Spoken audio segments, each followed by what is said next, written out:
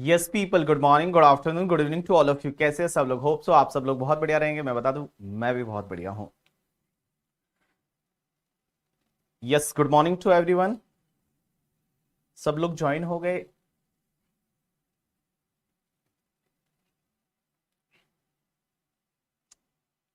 Yes sir, good morning. चलिए, तो last के लेक्चर में क्या पढ़ा था एक बार उसको क्विकली रिवाइज कर देते हैं और उसके बाद आज अपन आगे पढ़ना चालू करेंगे। तो लास्ट के लेक्चर में क्या पढ़ा था? एक बेसिक सा लेक्चर था जिसमें मैंने आपको सबसे ज्यादा टाइम तो दिया था सिलेबस को समझाने में कि आपके एग्जाम के लिए क्या क्या आपको पढ़ना है। तो यहां पे मैंने आपको पूरा सिलेबस समझाया था। ये पेपर नंबर 4 है जो कि 100 मार्क्स का रहेगा। इंटरनेशनल टैक्सेशन का सेपरेटली वेटेज नहीं दे रखा कि इंटरनेशनल टैक्सेशन कितने मार्क्स का है, वो अलग से नहीं दे रखा है। इसका मतलब एग्जाम में कुछ भी हो सकता है, 25 मार्क्स का भी आ सकता है, 40 मार्क्स का भी आ सकता है। एक बार आईसीआई उसके लिए मॉडल टेस्ट पेपर जब देगी, मॉक टेस्ट पेपर देगी, तब अपने को समझ में आएगा और जब भी वो आएगा तब मैं आपके सामने बता दूंगा करके। ठीक है, चलिए।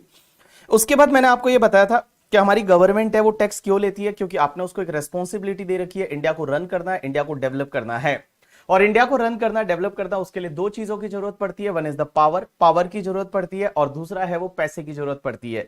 पावर कहां से आती है? कॉन्स्टिट्यूशन ऑफ इंडिया से आती है। एक एंट्री नंबर 82 आती है यूनियन लिस्ट की 7 शेड्यूल के अंदर, और उसमें यह बोला हुआ है कि अगर हमारी सेंट्रल गवर्नमेंट चाहे तो इनकम पे टैक्स ले सकती है other than agriculture income. Agriculture income को छोड़ दो। एग्रीकल्चर इनकम पे कौन टैक्स ले सकता है? तो एग्रीकल्चर इनकम पे स्टेट गवर्नमेंट चाहे तो टैक्स ले सकती है, बट आजकल कोई भी स्टेट गवर्नमेंट टैक्स नहीं लेती है। पैसा कहां से आएगा? तो पैसे के लिए सबसे पहले बिजनेस करती है गवर्नमेंट। बिजनेस से जो उनकी नीड है वो कंप्लीट नहीं होती है, तो वो क्या करते हैं? अपने पेरेंट्स से मांगते हैं पैसा। और पेरेंट्स कौन है? वो आप लोगों, आपसे टैक्सेस के फॉर्म में पैसा मांगते हैं, और उससे भी उनकी नीड कंप्लीट नहीं होती, तो वो लोग क्या करते हैं? लोन लेते हैं। लोन कहां से लेते हैं? वर्ल्ड बैंक से, आईएमएफ वगैरह से, किसी और कंट्री से लोन लेते हैं। अब एक चीज समझना, आपको इनकम टैक्स को समझने के लिए आपको किन किन चीजों का नॉलेज होना चाहिए। What is the source of income tax law? तो अगर मैं source of income tax law की बात करूं तो एक इनकम टैक्स एक्ट 1961 है। This is basically a captain of the income tax law. Means income tax act 1961 है जिसमें जितने भी प्रोविजन है वो उसमें दे रखे हैं। एक होता है इनकम टैक्स रूल्स 1962। रूल्स क्या करता है? एक्ट को सपोर्ट करने के लिए रूल्स होते हैं। जैसे जितने भी डेप्रिसिएशन की रेट है, जितने भी फॉर्म्स है, वैल्यूएशन के रूल्स है, वो सब आपके रूल्स में दे रखे हैं। रूल्स हमेशा इनकम टैक्स एक्ट को सपोर्ट करने के लिए होते हैं। उसके बाद में हर साल क्या होता है? एक फाइनेंस एक्ट आता है। फाइनेंस एक्ट कैसे आता है? सबसे पहले एक फाइनेंस बिल आता है जो कि 1 फेब को प्रेजेंट होता है। 1 फेब को प्रेजेंट होता है पार्लियामेंट में, फाइनेंस मिनिस्टर प्रेजेंट करती है। उसके बाद में क्या होता है कि उस पर डिस्कशन होता है। डिस्कशन के बाद में दोनों हाउसेस से पास किया जाता है। उसके बाद जिस दिन उसको प्रेसिडेंट साइन कर लेता है, वो फाइनेंस बिल से फाइनेंस एक्ट बन जाता है। उसके बाद में हमने देखा था कुछ सर्कुलर नोटिफिकेशन होते हैं सीबीडीटी के। सर्कुलर क्या होता है? किसी भी चीज को क्लेरिफाई करने के लिए, किसी भी चीज को गाइडेंस देने के लिए या सर्कुलर इशू किए जाते हैं। एक होते हैं नोटिफिकेशन। नोटिफिकेशन क्या होता है? कोई अमेंडमेंट है उसका इफेक्ट देने के लिए वो नोटिफिकेशन इशू करते हैं। Notification binding to all, but circular है वो आप पे बाइंडिंग नहीं है, डिपार्टमेंट पे बाइंडिंग रहेंगे। आपको लगता है आपके लिए फेवरेबल है तो आप उसको फॉलो कर सकते हैं। उसके बाद supreme court and high court के जजमेंट्स। अब एक बात समझना, इंडिया में सुप्रीम कोर्ट एक ही है करके, ठीक है।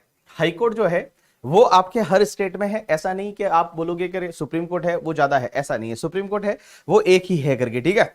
जैसे वो क्या बोला कल, एक मैं बस्सी का वीडियो देख रहा था तो उसमें बोला यूपीएससी करके, ठीक है। यूपीएससी का फुल फॉर्म क्या होता है? तो बोलता है यूपीएससी का मतलब उत्तर प्रदेश सुप्रीम कोर्ट। ऐसा नहीं है करके, ठीक है। यूपीएससी अलग है और सुप्रीम कोर्ट अलग है। तो सुप्रीम कोर्ट है वो इंडिया में एक ही है, जिसको एपेक्स कोर्ट भी बोला जाता है। सुप्रीम कोर्ट का जो भी जजमेंट आता है वो पूरे इंडिया पे एप्लीकेबल होता है।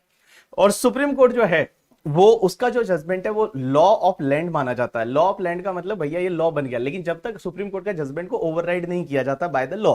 तो लॉ ने अगर सुप्रीम कोर्ट के जजमेंट को ओवरराइड कर लिया, सुप्रीम कोर्ट ने अगर सुप्रीम कोर्ट के जजमेंट को अगर लॉ मेकर्स ने ओवरराइड कर दिया, तो सुप्रीम कोर्ट का जजमेंट है वो नलीफाई हो जाएगा। उसके बाद हाई कोर्ट्स के जजमेंट है वो उस पर्टिकुलर जुरिस्डिक्शनल एरिया पे एप्लीकेबल होते हैं। जैसे बॉम्बे हाई कोर्ट का जजमेंट है वो महाराष्ट्र पे एप्लीकेबल होगा, अगर मैं बताऊं करके, ठीक है। राजस्थान हाईकोर्ट का जजमेंट है तो राजस्थान पे एप्लीकेबल होगा। कर्नाटका हाईकोर्ट का कर्नाटका पे एप्लीकेबल होगा, बाकी स्टेट पे एप्लीकेबल नहीं होता। उसके बाद सेक्शन 4 होती है charging section of income tax. Charging section ये बोलती है कि income tax is charge for every assessment year. Her assessment year में लगेगा। किस पे लगेगा? जो पर्सन दे रखा है सेक्शन 2 क्लॉज नंबर 31 में, उन पर्सन पे लगेगा। और कौन सी इनकम पे लगेगा? जो प्रीवियस ईयर में इनकम अर्न की है उस पे लगेगा। असेसमेंट ईयर में जाके आपको इनकम टैक्स है वो पे करना पड़ेगा। प्रीवियस ईयर किसको बोलते हैं? तो प्रीवियस ईयर बेसिकली उस ईयर को बोलते हैं जिस ईयर में आप इनकम कमाते हो। तो जिस ईयर में आप इनकम कमाते हो उसको बोला जाता है प्रीवियस ईयर, और जिस ईयर में उस पे आप टैक्स भरते हो that is called your assessment year. Income tax में नॉर्मली हर चीज जो है वो असेसमेंट ईयर वाइज देखी जाती है, बोला जाता है असेसमेंट ईयर वाइज। तो जितने भी अमेंडमेंट आते हैं उस अमेंडमेंट में ये लिखा हुआ है कि 1 अप्रैल 2024 से, इसका मतलब ये असेसमेंट ईयर 24-25 प्रीवियस ईयर 23-24 के एप्लीकेबल होगा। प्रीवियस ईयर हमेशा नॉर्मली 12 महीने का होता है, लेकिन अगर किसी ईयर में आपका business in between the year चालू हो रहा है, कोई नया source of income in between the year आया है, तो उस पर्टिकुलर ईयर केस में, उस पर्टिकुलर ईयर में आपका प्रीवियस ईयर स्टार्ट होगा जब से आपका बिजनेस या प्रोफेशन स्टार्ट हुआ या नया सोर्स आया वहां से लेके, और it will end by 31 March. Assessment year उसके बाद का 12 मंथ का पीरियड है, वो असेसमेंट ईयर होता है। पर्सन की डेफिनेशन में कौन कौन आएगा? Individual, HUF, AOP, BOI, artificial juridical person, उसके बाद कंपनी है, पार्टनरशिप फर्म है और लोकल अथॉरिटी है, ये तुम्हारे पर्सन की डेफिनेशन में आएंगे। अब क्वेश्चन ये आता है असेसी कौन होता है? तो मैं आपको बताऊं असेसी कौन होता है। If any person required to pay any tax, अगर कोई भी पर्सन है जिसको टैक्स पे करना आता है, और any other sum under income tax act 1961। अब आप बोलोगे एनी अदर सम में क्या हो सकता है? जैसे आपने कोई फीस पे करनी है, आपको टैक्स पे नहीं करना है बट आपको कोई फीस पे करनी है, जैसे पैन और आधार को लिंक नहीं किया तो एक फीस पे करनी पड़ती है। आप अगर फीस पे करते हो तो भी आप एसएससी बन जाते हो। या फिर अगर आपने कोई पेनल्टी पे करनी है, तो पेनल्टी पे करनी है, तो पेनल्टी जो है वो कोई टैक्स नहीं है बट तो भी आपको एसएससी बना देगा करके, ठीक है। तो यहां क्या लिखा है कि any person who is liable to pay the tax, या तो liable to pay the tax है, और एनी अदर सम मींस कोई फीस है, पेनल्टी है, वो पे करना है, तो भी आप एसएससी की डेफिनेशन में आ जाओगे। But it include person in respect of which any proceeding is initiated. अगर कोई पर्सन ऐसा है जिसके अगेंस्ट कोई प्रोसीडिंग इनिशिएट कर चुके हैं, प्रोसीडिंग का मतलब होता है असेसमेंट, प्रोसीडिंग का मतलब होता है असेसमेंट प्रोसीडिंग। तो अगर मान लो किसी का असेसमेंट चालू हो गया तो वो एसएससी बन जाएगा, या फिर डीम्ड एसएससी। अब आप बोलोगे डीम्ड एसएससी क्या होता है? जो एसएससी है नहीं लेकिन उसको एसएससी हम मान लेंगे, that is called deemed SSC. Deemed SSC क्या होता है? जैसे एग्जांपल के लिए आपने सुना होगा ट्रस्ट, जो एनजीओज होते हैं, तो एनजीओज के जितने भी ट्रस्टी होते हैं ना, वो डीम्ड एसएससी माने जाते हैं। एनजीओ जो है वो एनजीओ के जितने भी ट्रस्टी रहेंगे वो ट्रस्टी आपके डीम्ड एसएससी माने जाएंगे। वो एसएससी है नहीं बट तो भी उनको एसएससी मान लेंगे करके, ठीक है। उसके बाद में होता है एक एसएससी इन डिफॉल्ट। अब आप बोलोगे एसएससी इन डिफॉल्ट क्या होता है करके, ठीक है। एसएससी इन डिफॉल्ट क्या होता है? तो एसएससी इन डिफॉल्ट का मतलब होता है कि इनकम टैक्स में ऐसी बहुत सारी जगह है जहां पे अगर आप कोई कंप्लायंस नहीं करते हो तो आप एसएससी इन डिफॉल्ट माने जाते हो। एग्जाम्पल के लिए कल मैंने आपको बताया था कि वोडाफोन के केस में, वोडाफोन ने हचसन हांगकांग को जब पेमेंट किया टीडीएस काटा ही नहीं, तो टीडीएस काटना था, बोला टीडीएस नहीं काटा तो एसएससी इन डिफॉल्ट बन गई वोडाफोन। तो आप अगर किसी का टीडीएस काटना था, आपने टीडीएस नहीं काटा तो आप एसएससी इन डिफॉल्ट बन जाओगे। तो एसएससी इन डिफॉल्ट जो होता है वो पर्सन भी आपका एसएससी माना जाता है। किसी ने पूछा कि सर एओपी बीओआई में क्या फर्क है? देखो बोलते टाइम और पढ़ते टाइम सीए फाइनल में भी हम एओपी बीओआई दोनों को साथ में पढ़ेंगे, लेकिन फर्क क्या रहता है? देखो एओपी में कोई भी पर्सन जाके मेंबर बन सकता है। जैसे दो कंपनियां आपस में मिलकर एक एओपी बना सकती है, आंसर इज यस। जैसे ए बी लिमिटेड है, मान लो बीबी लिमिटेड है, सी बी लिमिटेड है, वो आपस में मिलके और तीनों मिलके एक मान लो एक ऑर्गेनाइजेशन बनाती है, that will be AOP, association of person. But body of individual में क्या होगा? सिर्फ इंडिविजुअल लोग ही साथ में आएंगे। जैसे हम सब लोगों ने मिलके जो है वो, अगर मान लो सब इंडिविजुअल लोगों ने मिलके और हमने बोला कि चलो नवरात्रि का सीजन है, इसमें हम क्या करेंगे, पानी की बोतल बेचेंगे या आइसक्रीम बेचेंगे, ऐसा किया अपन ने और थोड़े टाइम के लिए वो रखा, तो this is called your BOI, because body of individuals जितने भी लोग हैं वो सब कौन है? इंडिविजुअल है, वही मेंबर होता है, दैट इज कॉल्ड बीओआई। चलिए अब एक और ये छोटा सा कॉन्सेप्ट है, लेकिन एक बात बताऊं, इसके बारे में इन फ्यूचर में हम आगे जाके कहीं ना कहीं पे पढ़ने वाले हैं, तो इस पे मैं ज्यादा अभी टाइम नहीं लूंगा क्योंकि ये सेक्शंस आगे जाके कहीं ना कहीं वापस आएगी। तो मैं अभी थोड़ा सा टाइम लेके और इस पार्ट को कंप्लीट करूंगा और उसके बाद में हम थोड़ा प्रैक्टिकल पार्ट पे जाएंगे। चलिए, मैंने आपको यह बताया कि प्रीवियस ईयर में आप इनकम कमाते हो तो उस पर टैक्स आपको असेसमेंट ईयर में जाके भरना पड़ता है, क्योंकि असेसमेंट ईयर में आप रिटर्न फाइल करते हो, असेसमेंट ईयर में आपका इंटीमेशन आता है, प्रोसेसिंग होती है, असेसमेंट ईयर में आपका असेसमेंट होता है। लेकिन कुछ केसेस ऐसे हैं, ये टोटल 4-5 केसेस ऐसे हैं जिसमें प्रीवियस ईयर में आप इनकम कमा रहे हो ना, तो प्रीवियस ईयर में ही आपको टैक्स भरना पड़ेगा। मींस इनकम आपने प्रीवियस ईयर में कमाई और प्रीवियस ईयर में ही आप टैक्स भर दो। ऐसे एक्सेप्शनल केसेस ये इंटरमीडिएट में भी आपने पढ़े होंगे। ऐसे सर कौन कौन से केसेस है? तो सबसे पहली एक सेक्शन 172 होती है, इसके बारे में हम इन डिटेल आगे जाके पढ़ेंगे, बट होता क्या है मैं आपको इजीली आप समझ जाओगे। एक बात बताओ, बहुत बार क्या होता है इंडिया में जो शिप आती है बाहर से, बड़ी बड़ी शिप इंडिया आती है, मुंबई पोर्ट पे आई और शिप आई इंडिया में और फिर इंडिया से सामान है वो लोड करके और वापस जा रही है। अब एक बात बताओ, जो फॉरेन शिप होती है हमको क्या भरोसा कि वो असेसमेंट ईयर में आके टैक्स भरेगी या नहीं भरेगी, क्योंकि इंडियन पोर्ट पे जो भी उस पे जो गुड्स लोड हुआ है, जो भी गुड्स उस पे लोड हुआ है इंडियन पोर्ट पे, उसका जो भी उनको फ्रेट मिला है, जो भी उनको भाड़ा मिला है, उस भाड़े पे इंडिया में टैक्स भरना पड़ेगा। तो असेसमेंट ईयर में वो वापस इंडिया आएगी या नहीं हमको क्या पता, हमको तो भरोसा ही नहीं है। एक बात बताओ, वो शिप आई, इंडिया से सामान भरा उसमें और चली गई, अब वो नॉन रेजिडेंट फॉरेन कंपनी की शिप रहेगी, वो इंडिया में वापस आएगी या नहीं, उसका असेसमेंट ईयर में रिटर्न फाइल कौन करेगा, हमको तो पता ही नहीं चलेगा करके, ठीक है, हमको तो पता ही नहीं चलेगा। तो उस केस में इन्होंने एक सेक्शन 172 डाली है। और सेक्शन 172 क्या बोलती है पता है, सेक्शन 172 कि वो शिप जब इंडियन पोर्ट को छोड़ के जाती है ना, जैसे ही इंडियन पोर्ट वो लीव करती है, उससे पहले पहले वो शिप को क्या करना पड़ेगा, जो शिप का मास्टर या कैप्टन होगा उसको इंडिया में रिटर्न तभी फाइल करना पड़ेगा, तभी टैक्स भरना पड़ेगा, और जब वो टैक्स भर देगा तभी हम उसको इंडियन टेरिटरी छोड़ने देंगे, अदरवाइज नहीं देंगे। तो कस्टम वालों को बोला हुआ है कि जब तक वो 172 में इंडिया में टैक्स ना भरे तब तक आप उसको जो एंट्री आउटवर्ड होता है कि शिप इंडियन पोर्ट छोड़ के चली जाए, उसको जाने ही नहीं देंगे जब तक वो टैक्स ना भरे। दैट इज सेक्शन 172 का प्रीवियस ईयर में इनकम कमा रहे हो और प्रीवियस ईयर में ही आप रिटर्न फाइल कर रहे हो। हाथों हाथ आपको रिटर्न जो है वो रिटर्न फाइल करना है, आपको टैक्स भरना है। अब आप बोलोगे कितना टैक्स भरना है, वो मैं आपको आगे जाके समझा दूंगा। उसमें इनकम मानी जाती है, जितना फ्रेट उनको मिलता है उसका 7.5% इनकम मानी जाती है, जो फ्यूचर में आएगी एक सेक्शन, उसमें हम वहां पे ये सेक्शन 172 को सीखेंगे। आज सिर्फ मैं आपको इसका इंट्रोडक्शन दे रहा हूं 172 का। तो देखिए 172 क्या है, shipping business of non resident. Where a ship of non-resident carries passenger, livestock, mail और goods shipped at any port in India. Shipped का मतलब होता है लोड। Shipped का मतलब क्या होता है, load. At any port in India, the ship is allowed to leave the port only when the tax has been paid. अभी का तभी टैक्स भरो, असेसमेंट ईयर का वेट नहीं करेंगे कि रिटर्न असेसमेंट ईयर में फाइल कर देंगे, ना बाबा ना, अभी का अभी टैक्स भरो तभी हम आपको इंडियन पोर्ट से जाने देंगे, अदरवाइज आपको इंडियन पोर्ट से नहीं जाने देंगे। चलिए दूसरा क्या है, एक सेक्शन होती है 174 जो बोलती है पर्सन लिविंग इंडिया।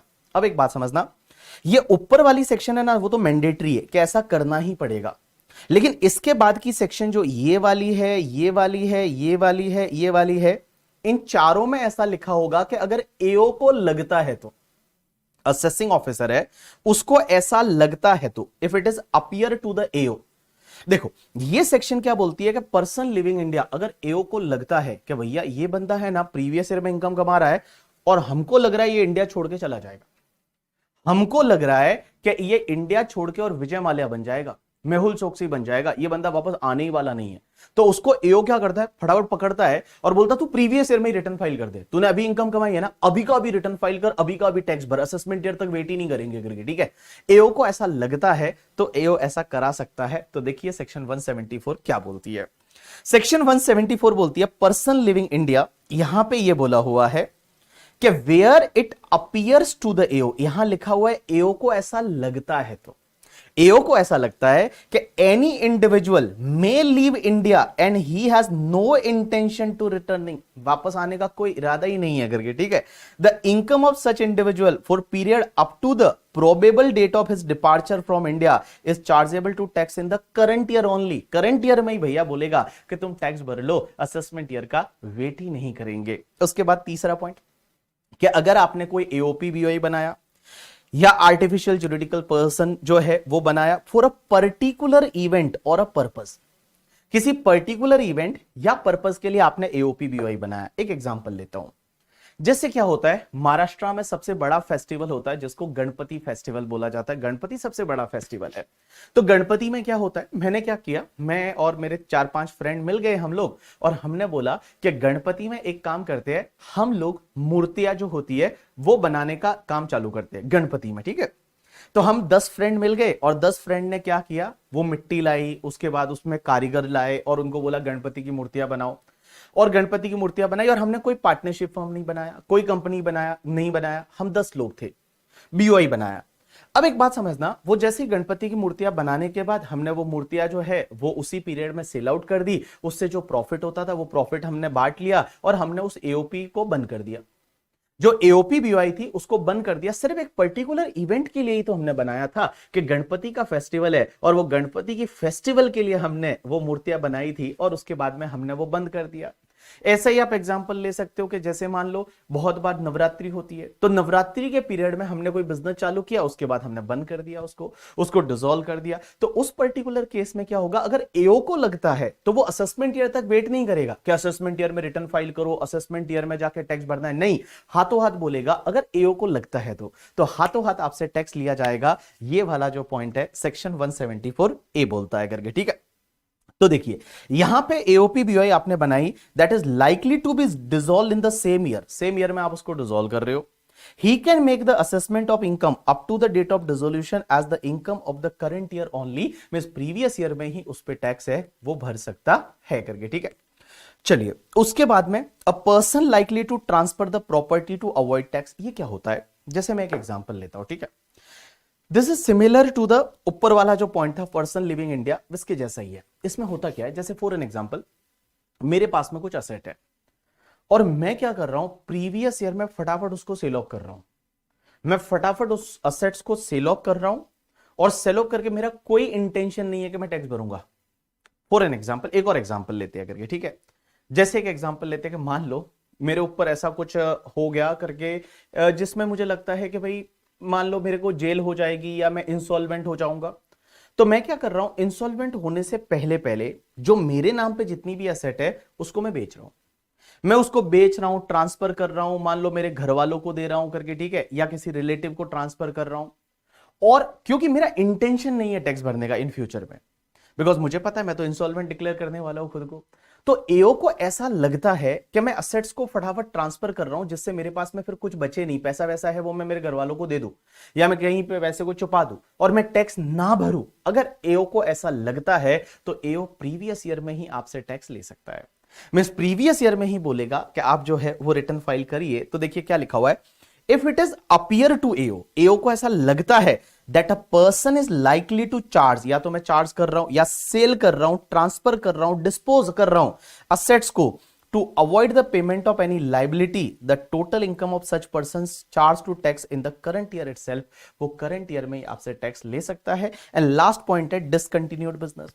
अगर मान लो मेरा कोई बिजनेस 10 साल से चला आ रहा था, करंट प्रीवियस ईयर में मैंने बिजनेस बंद कर दिया, तो अगर मैंने बिजनेस बंद कर दिया और यहां पे एओ को लगता है करके, ठीक है, तो एओ जो है वो करंट ईयर में ही मेरे से टैक्स ले सकता है, प्रीवियस ईयर में ही मेरे से टैक्स ले सकता है करके, ठीक है। तो देखिए क्या लिखा हुआ है, वेयर एनी बिजनेस और profession is discontinued, the income of the period up to the date of such discontinuance may at the discretion of the AO, में से यहां पे AO को लगता है ऐसा तो वो करंट ईयर में ही मेरे से टैक्स ले सकता है। तो ये वाले पॉइंट इन फ्यूचर में भी आने वाले हैं, ये वाले पॉइंट है ये इन फ्यूचर में भी आने वाले। अब आप बोलोगे एओ को कैसे पता चलेगा, क्या चलेगा, अब देखो लॉ में प्रोविजन है, जब एओ आपकी पुरानी असेसमेंट वगैरह कर रहा होता है तब पता चल जाता है कि आप विजय माल्या बनने वाले हो, ठीक है, आप यहाँ पे इंडिया छोड़ के जाने वाले हो, आपका कोई इंटेंशन नहीं है, तो हो सकता है आप जाने से पहले जितना भी आपका इनकम रहेगा उस पर टैक्स है वो हाथों हाथ ले लेगा और रिटर्न है वो प्रीवियस ईयर में ही आपको फाइल करना पड़ेगा करके। शिनम यस। चलिए एक बार मैं वापस से रिवाइज करा देता हूं, कुछ केसेस ऐसे होते हैं जिसमें प्रीवियस ईयर में इनकम कमाते हो, प्रीवियस ईयर में ही टैक्स भरना पड़ेगा। कौन कौन से, पहला नॉन रेजिडेंट आया था शिप लेके और शिप लेके जब जा रहा था उससे पहले पहले बोला रुक रुक और यहीं पे टैक्स भर के जाओ। उसके बाद 4 केस ऐसे जिसमें अगर एओ को लगता है तो पहला क्या कि अगर मान लो कोई पर्सन का परमानेंट इंडिया के बाहर जाने वाला है, दूसरा एओपी बीओआई आपने बनाया था वो किसी पर्टिकुलर इवेंट के लिए बनाया था, वो इवेंट खत्म हो गया करके, ठीक है, तब। और तीसरा अगर मान लो आप प्रॉपर्टी ट्रांसफर करने वाले हो, असेट है उसको ट्रांसफर करने वाले हो, किसी को गिफ्ट करने वाले हो क्योंकि अवॉइड टू टैक्स लायबिलिटी के लिए। एंड लास्ट वाला अगर आपका कोई बिजनेस डिसकंटिन्यू हो गया तो उस पर्टिकुलर केस में डिसकंटिन्यूएशन की डेट तक का जो भी इनकम रहेगा उस पर प्रीवियस ईयर में ही टैक्स लग जाएगा। एग्जामिनेशन पर्सपेक्टिव के लिए ये वाला पार्ट याद रखने की जरूरत नहीं है करके, ठीक है। किसी ने बोला कि सर किसी की डेथ हो जाए तो उसका रिटर्न कैसे फाइल होगा, आएगा फ्यूचर में, ठीक है, ये पूरा टॉपिक है करके, ठीक है, उसमें आएगा कि किसी की डेथ होने के बाद क्या होता है, उसके लीगल हेयर कैसे रिटर्न फाइल करते हैं, क्या करते हैं, सब चीजें आगे आने वाली है। अब आज ही के दिन तो सब होने वाला है नहीं करके, ठीक है। चलिए अब अपन आगे बढ़ते हैं और अब थोड़ा इंटरेस्टिंग सा पार्ट आपका चालू हो रहा है, आपको मजा आएगा अब। चलिए ऑल पीपल पे अटेंशन, आपका ध्यान इधर होना चाहिए। एक चीज समझना, जब भी मैं आपको पढ़ाता हूं तो पढ़ाते टाइम मैं जब बोलूं आपका ध्यान इधर होना चाहिए, इसका मतलब आपका ध्यान इधर होना चाहिए। आप बुक में नहीं देखेंगे, आप अपनी बुक में नहीं देखेंगे, बुक को बंद कर देंगे और आपका ध्यान इधर होना चाहिए। चलिए, तो अब हम क्या सीखने वाले हैं? अब हम क्या सीखने वाले हैं? चलिए, तो सबसे पहला टॉपिक आज हम चालू कर रहे हैं, that is tax rate for your examination. That is tax rates for assessment year 24-25। Assessment year 24-25 इसका मतलब previous year 23-24। Previous year 23-24 means 1 अप्रैल 2023 से लेके और 31 मार्च 2024 के बीच में जो आप इनकम कमा रहे हो, उस पे सर टैक्स कौन सी रेट से लगेगा, क्या टैक्स रेट है? तो देखिए, टैक्स रेट है ना, हमारे इनकम टैक्स में दो तरह की टैक्स रेट रहती है। सर दो तरह की टैक्स रेट रहती है? यस। कुछ इनकम पे टैक्स रेट रहती है जिसको बोला जाता है स्पेशल टैक्स रेट, और एक होती है तुम्हारी नॉर्मल टैक्स रेट। तो एक तो होती है तुम्हारी स्पेशल टैक्स रेट। अब आप बोलोगे ये स्पेशल टैक्स रेट क्या होती है? इधर देखो सब लोग, कुछ देखना नहीं है कहीं पे भी। स्पेशल टैक्स रेट क्या होती है? तो स्पेशल टैक्स रेट का मतलब होता है, जैसे आपने सुना होगा कि लॉन्ग टर्म कैपिटल गेन होता है ना, long term capital gain normally जब आप घर बेचते हो या कोई मान लो आपने कोई ज्वेलरी बेचा या आपने कोई असेट बेचा, long term capital gain normal वाला है जो अंडर सेक्शन 112 में टैक्सेबल होता है। उस पर टैक्स रेट आपको पता है 20% रहती है। लॉन्ग टर्म कैपिटल गेन पे 20% टैक्स लगता है। अगर मैं बात करूं long term capital gain under section 112A वाला, दैट इज शेयर मार्केट वाला, लॉन्ग टर्म कैपिटल गेन, ये नोट करना है, आंसर इज नो। आपको कुछ भी नोट करने की जरूरत नहीं, इसका पीडीएफ आपको मिल जाएगा, तो आपको कुछ भी नोट करने की जरूरत नहीं, आप सिर्फ इधर देखते जाइए, सब चीजें दे रखी है, आपका ध्यान इधर होना चाहिए। Long term capital gain under section 112A ये आपका शेयर मार्केट से होता है। आप ही बताओ, शेयर मार्केट से जो कैपिटल गेन लॉन्ग टर्म होता है, कौन सी रेट से टैक्स लगता है? तो शेयर मार्केट से जो कैपिटल गेन होता है उस पर टैक्स लगता है 10% इन एक्सेस ऑफ 1 लाख। याद आया? 10% इन excess of the 1 lakh means share market से जो लॉन्ग टर्म कैपिटल गेन होता है उसमें 1 लाख तक कोई टैक्स नहीं लगता, 1 लाख के ऊपर वाले पे 10% की रेट से टैक्स लगता है। ऐसे ही अगर आपको शॉर्ट टर्म कैपिटल गेन हुआ शेयर मार्केट से, जिसको 111A बोलते हैं, इस पे कौन सी रेट से टैक्स लगता है? 15% की रेट से टैक्स लगता है। उस पे आपका 15% की रेट से टैक्स लगता है। उसके बाद आपको पता रहेगा जो विनिंग की इनकम्स होती है, विनिंग्स की इनकम होती है, उस पे आपका 30% की रेट से टैक्स लगता है। विनिंग्स की इनकम जो होती है, वो विनिंग की इनकम है, वो आपका उस पे 30% की रेट से टैक्स लगता है। किस पे? विनिंग की इनकम पे। अब एक बात समझना, इसके साथ साथ में कुछ स्पेशल टैक्स रेट और आई है जो अपन आगे इन फ्यूचर पढ़ेंगे। एक सेक्शन 115BAA जिसमें एक डोमेस्टिक कंपनी को 22% की रेट से टैक्स लगता है। उसके बाद 115BAB जिसमें मैन्युफैक्चरिंग कंपनी को 15% की रेट से टैक्स लगता है। एक आएगी 115BAC जिसमें वो इंडिविजुअल के लिए new slab rate, alternative taxation regime वाला करके, ठीक है, वो है। उसके बाद 115BAD। तो ये सब है ना बेटा, ये सब स्पेशल टैक्स रेट है। ये सब स्पेशल टैक्स रेट है जो अपन स्पेशल सेक्शंस में पढ़ेंगे। जैसे ये वाली जो है, ये सब ये कैपिटल गेन में पढ़ेंगे। विनिंग वाला मैं अदर सोर्सेज में पढ़ाऊंगा। ये जो है ये भी हम लेटर पार्ट में पढ़ेंगे। आज हम आपको सिखाने वाले हैं that is the general tax rate. आज हमको सिखाने वाले हैं आपको जिसको बोला जाता है जनरल टैक्स रेट। अब आप बोलोगे सर जनरल टैक्स रेट कहां दे रखा है? एक तो होता है स्पेशल टैक्स रेट। ये स्पेशल टैक्स रेट जितनी भी है ना, ये इनकम टैक्स एक्ट में दे रखी है। स्पेशल टैक्स रेट जितनी भी है ये आपको दे रखी है इनकम टैक्स एक्ट 1961, उस एक्ट में दे रखी है आपकी special tax rate. But sir general tax rate कहां दे रखी है? जनरल टैक्स रेट है वो कहां दे रखी है? तो जनरल टैक्स रेट आपको दे रखी है, आप जाके देखोगे फिनेंस एक्ट 2023 में। And Finance Act 2023 is applicable for your examination. So Finance Act 2023 में आपको दे रखी है जनरल टैक्स रेट। तो कल उठ के अगर कोई पूछ ले कि सर ये स्लैब रेट कहां दे रखी है, सर कौन सी सेक्शन में दे रखी है, आपने बोला ना 2,50,000 तक टैक्स नहीं लगता, 250 से 5 लाख तक 5% है, वो कहां दे रखा है? ये दे रखा होता है फिनेंस एक्ट में करके, ठीक है। और ये जितनी भी स्पेशल टैक्स रेट है ना, 112, 112A, 111A, winning, 115B, BAB, BAC, BAD, BAE, या फिर जो क्रिप्टो करेंसी पे टैक्स कैसे लगेगा, वो सब जो है वो स्पेशल टैक्स रेट है। वो दे रखी है आपके इनकम टैक्स एक्ट 1961 में ऑलरेडी। लेकिन जो जनरल टैक्स रेट रहती है, जिसको आप स्लैब रेट वगैरह बोलते हो, वो दे रखी है आपके फाइनेंस एक्ट 2023 में। तो आज सबसे पहले हम जो डिस्कस करने वाले हैं वो जनरल टैक्स रेट है। और जनरल टैक्स रेट किसके लिए क्या लगेगा, आपका सबका ध्यान इधर होना चाहिए।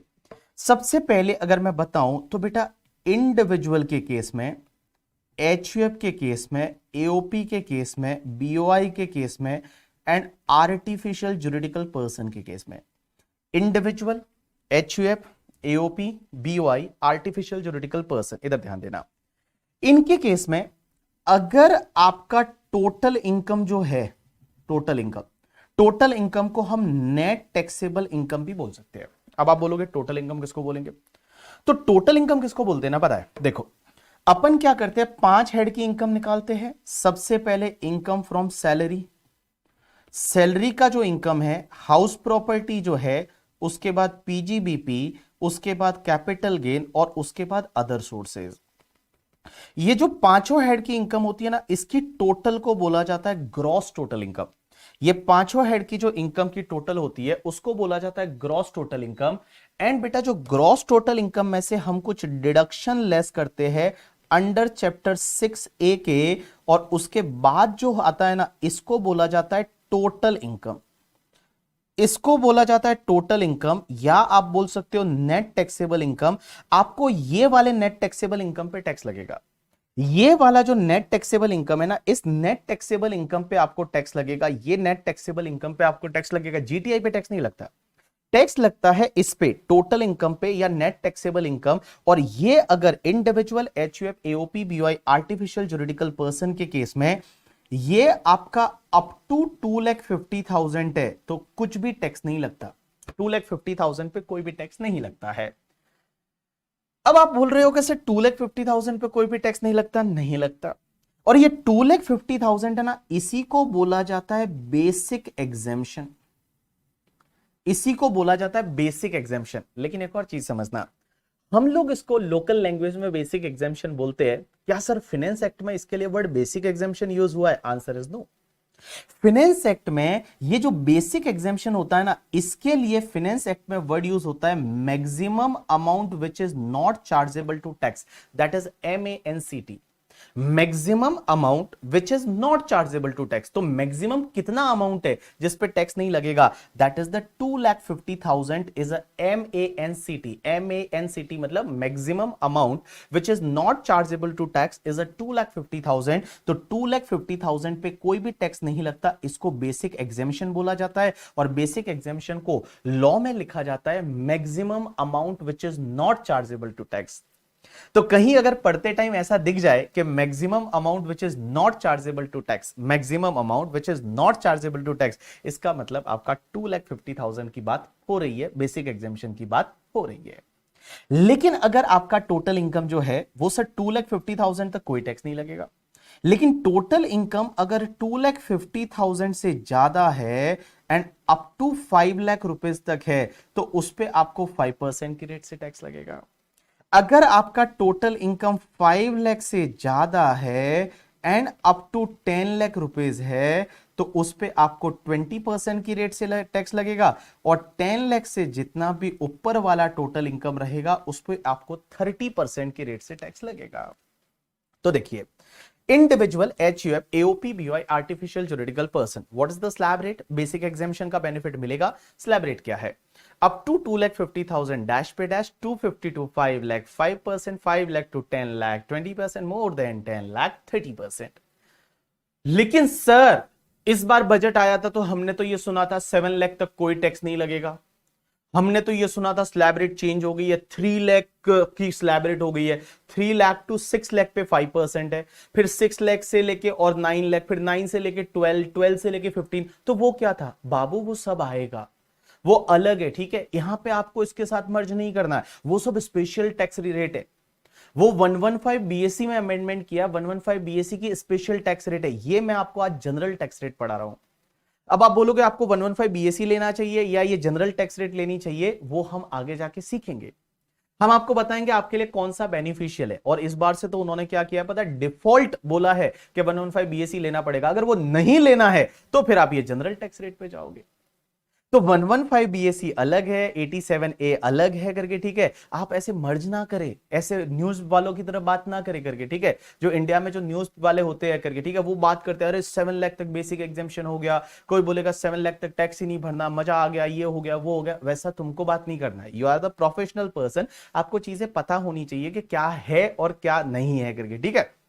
तो देखिए मैं आपको बोल रहा हूं individual HUF AOP BOI artificial juridical person के केस में अप टू 2,50,000 कोई भी टैक्स नहीं लगेगा। 250 to 5 lakh 5%, 5 lakh to 10 lakh 20%, more than 10 lakh 30%। अब एक चीज समझना, अगर कोई पर्सन सीनियर सिटीजन है, इधर ध्यान देना सब लोग, अगर कोई पर्सन है, वो पर्सन अगर सीनियर सिटीजन है, और सीनियर सिटीजन कौन हो सकता है, सिर्फ इंडिविजुअली हो सकता है।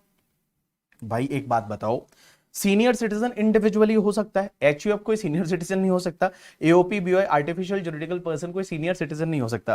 तो सीनियर सिटीजन है ना, वो पहली चीज तो एक इंडिविजुअल हो सकता है।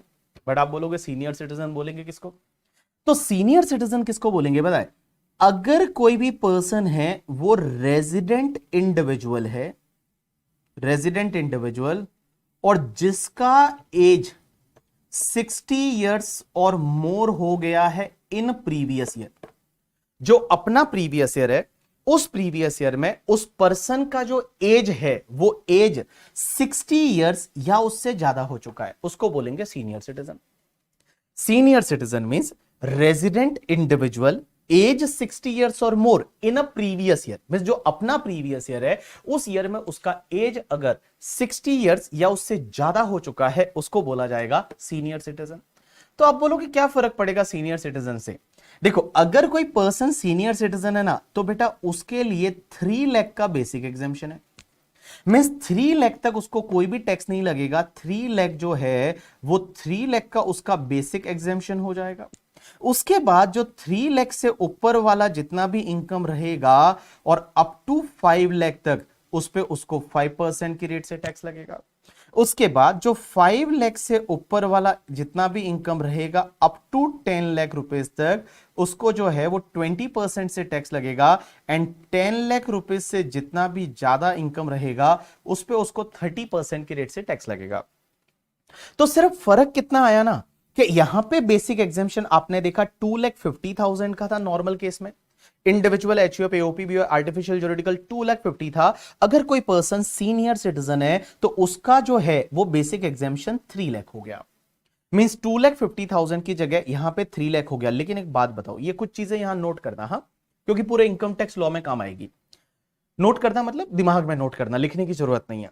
पहली चीज, सीनियर सिटीजन के लिए यहां पे वर्ड यूज किया है रेजिडेंट इंडिविजुअल। तो एक चीज दिमाग में बिठा देना कि अगर कोई रेजिडेंट इंडिविजुअल है ना, तो वो ही सीनियर सिटीजन हो सकता है, बाकी कोई सीनियर सिटीजन नहीं हो सकता। इसका मतलब अगर कोई नॉन रेजिडेंट पर्सन है जिसका एज मान लो 72 इयर्स है, क्या वो सीनियर सिटीजन है बाबू? ना, नहीं होगा वो सीनियर सिटीजन, वो सीनियर सिटीजन नहीं है। तो अगर कोई नॉन रेजिडेंट है जिसका एज कितना भी हो, अगर कोई नॉन रेजिडेंट है जिसका एज कितना भी हो करके, ठीक है, वो सीनियर सिटीजन नहीं हो सकता। बिकॉज यहां पे जो वर्ड यूज किया है that is the resident individual होना चाहिए, रेजिडेंट इंडिविजुअल होना चाहिए जिसका एज 60 इयर्स और more in a previous year, वही सीनियर सिटीजन है। जैसे एग्जामिनर एक क्वेश्चन देगा कि एक बंदा है जिसका नाम है मिस्टर सैम, और ऐसा लिखा होगा कि उसका एज है 72 इयर्स और वो नॉन रेजिडेंट है, उसकी इनकम दे रखी है, आपको टैक्स निकालना है। आप देखोगे ओ 72 इयर्स है, सीनियर सिटीजन है क्या? सीनियर सिटीजन है ना बाबा ना। सीनियर सिटीजन जो है वो सीनियर सिटीजन नहीं है करके। सीनियर सिटीजन की पहली कंडीशन ये है कि वो बेटा रेजिडेंट इंडिविजुअल होना चाहिए, वो रेजिडेंट होना चाहिए, तभी वो सीनियर सिटीजन है, अदरवाइज नहीं है। दूसरी चीज, सर आप बोल रहे हो कि रेजिडेंट इंडिविजुअल एज 60 इयर्स और मोर इन प्रीवियस ईयर, कौन से प्रीवियस ईयर में? जिस प्रीवियस ईयर के लिए आप टैक्स निकाल रहे हो। तो हमारे एग्जाम के लिए हम देखते हैं कि हमारा प्रीवियस ईयर है previous year 23-24। So previous year 23-24 में if any person attain the age of the 60 years और मोर, तो वो सीनियर सिटीजन है। प्रीवियस ईयर 23-24 मींस अगर 1 अप्रैल 2023 से लेके और 31 मार्च 2024, अगर इस पर्टिकुलर पीरियड में किसी का एज है वो 60 ईयर्स या उससे ज्यादा हो गया, तो वो सीनियर सिटीजन है। एक एग्जांपल लेते हैं, इधर देखिए, सब लोग ध्यान देना करके, ठीक है। जैसे एक बंदा है जिसका नाम है मिस्टर काका, एक बंदा है जिसका नाम है मिस्टर काका करके, ठीक है। अब आप चीजों को समझना, ये काका जो है इसका डेट ऑफ बर्थ जो है वो है 1 अप्रैल 1964। 1 अप्रैल 1964 को उसका जन्म हुआ था। किसका? काका का डेट ऑफ बर्थ 1 अप्रैल 1964 है। अब मुझे एक बात बताओ, ये जो बंदा है अपना 60th बर्थडे कौन सी डेट को सेलिब्रेट करेगा? ये जो बंदा मिस्टर काका जिसका 1 अप्रैल 1964 को बर्थ हुआ था, जन्म उस दिन हुआ था, तो ये अपना 60th बर्थडे सेलिब्रेट करेगा, वो कौन सी डेट को करेगा? 1 अप्रैल 2024 को करेगा। भाई आप 60 ईयर काउंट कर लो, 64 से 74, 84, 94 ऐसे होता है, हाँ वैसे होता होगा करके, ठीक है। 2004, 214 एंड 24, तो 60th बर्थडे जो है वो 1 अप्रैल 2024 को सेलिब्रेट कर रहा है। उस दिन जो है सब लोग केक काट रहे हैं, बोल रहे हैं हैप्पी बर्थडे टू यू, काका को बोल रहे हैं हैप्पी बर्थडे। अब मेरा क्वेश्चन आपसे यह है कि सर एक बात बताओ, आप बोल रहे हो कि प्रीवियस ईयर में 60 इयर्स का एज कंप्लीट हुआ तो आप सीनियर सिटीजन हो, और अपना प्रीवियस ईयर है ये वाला 1 अप्रैल 2023 से लेके 31 मार्च 2024। तो अपना अगर मैं प्रीवियस ईयर की बात करूं तो ये तुम्हारा प्रीवियस ईयर अपना, ये मैंने एक टाइमलाइन बना दी, समय रेखा बना दी, 1 अप्रैल 2023 से लेके और 31 मार्च 2024, ये अपना प्रीवियस ईयर है। लेकिन ये अपना 60th बर्थडे यहां पे सेलिब्रेट कर रहा है ऑन 1 अप्रैल 2024, यहां पे वो अपना 60th बर्थडे सेलिब्रेट कर रहा है। मेरा क्वेश्चन आपसे यह है कि सर एक बात बताइए, इसका 60 इयर्स का एज कंप्लीट कौन सी डेट को माना जाएगा?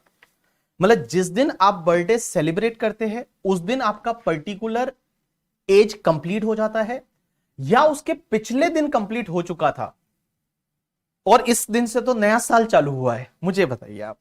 यहां पे ऐसा है ना कि अगर मान लो आप ये बोलते हो कि इसका 60 इयर्स ऑफ एज है, वो 1 अप्रैल को ही कंप्लीट होगा, 1 अप्रैल को ही कंप्लीट होगा, तो फिर इसको इस साल में हायर बेसिक एग्जेम्पशन का बेनिफिट नहीं मिलेगा। लेकिन अगर आप ये बोलते हो कि नहीं, जिस डेट को बर्थडे सेलिब्रेट कर रहे उसके पिछले दिन एज कंप्लीट हो गया, जैसे मान लो आप जो है वो अपना 20वां जन्मदिन बना रहे हो, मना ही रहे होंगे 20वां 21वां जो भी है करके, ठीक है। तो मान लो आप 21st बर्थडे बना रहे हो, तो जिस दिन आपका जन्म हुआ था उसी दिन उतने ईयर कंप्लीट होते हैं, उसके पिछले दिन हो जाते हैं, आज से तो नया साल लग गया। तो आप बताइए कौन सी डेट को यहां पे 60 ईयर कंप्लीट माना जाएगा? 31 मार्च को 2024, 31 मार्च 2024 या 1 अप्रैल 2024? क्योंकि अगर आपका 31 मार्च को लास्ट डेट को अगर 60 इयर्स कंप्लीट मानते हो तो इस साल में हायर बेसिक एग्जेम्पशन मिलेगा, और अगर इसी डेट को मानते हो जिस दिन हैप्पी बर्थडे का केक कटता है, तो फिर आपका इस साल में बेसिक एग्जेम्पशन हायर वाला बेनिफिट नहीं मिलेगा।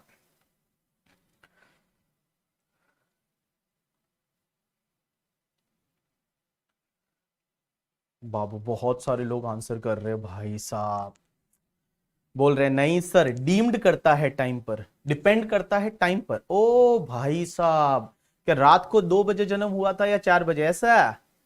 हाँ, तुमको क्या उसकी जन्म पत्रिका कुंडली बनवानी है कि कौन से टाइम पे कौन से नक्षत्र में जन्म हुआ था तुम्हारा करके, ठीक है। इनको उसके जन्म के टाइम का मतलब, जन्म के टाइम का तो आजकल तो मैं तो पूछता हूँ मम्मी को याद नहीं रहता है। हम्म। कुंडली निकालनी है बेटा, तुम्हारी कुंडली में जो है ना वो 5 सब्जेक्ट है, वो आपको सही पढ़ने हैं, तब कुंडली सही है।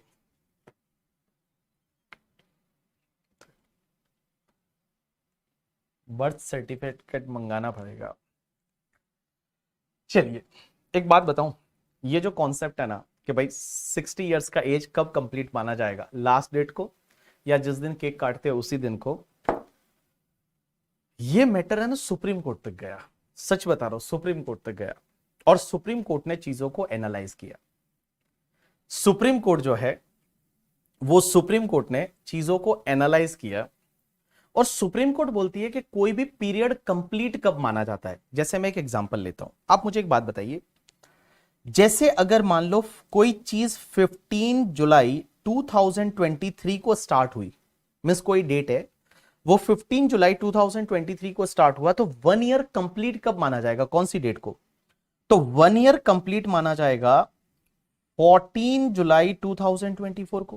भाई सीधी सी बात है, अगर कोई 15 जुलाई 2023 से कोई चीज स्टार्ट होती है और अगर आपको 1 ईयर काउंट करना है तो 1 year will be completed by 14 July 2024। Means जो एग्जैक्ट डेट है उसका पिछला दिन, जो एग्जैक्ट डेट है उसके पिछले दिन। Answer is yes. तो इसी कॉन्सेप्ट को अप्लाई करते हुए यहां सुप्रीम कोर्ट ने बोला कि अगर आपका जो जन्म डेट है, मींस आपका मान लो जन्म डेट 1 अप्रैल है करके, ठीक है, तो आप 31 मार्च को वो पर्टिकुलर ईयर का एज है वो कंप्लीट कर चुके हो। मींस 1 अप्रैल से फिर आपका नया दिन चालू होगा, नया साल चालू होगा। इसका एक और एग्जांपल ले लेता हूं करके, ठीक है। जैसे मान लो मेरा जो डेट ऑफ बर्थ आता है 10 दिसंबर को आएगा करके, 10 दिसंबर को आएगा, 10 दिसंबर 2024 को। अब ये 10 दिसंबर 2024, 23 भी तो आएगा उसके पहले, ओ भाई हाँ, तो 10 दिसंबर 2023 को आएगा और इस दिन मान लो मेरी जो एज कंप्लीट होने वाली है वो फॉर एन एग्जांपल मैं 50 इयर्स का कंप्लीट होने वाला हूं करके, ठीक है।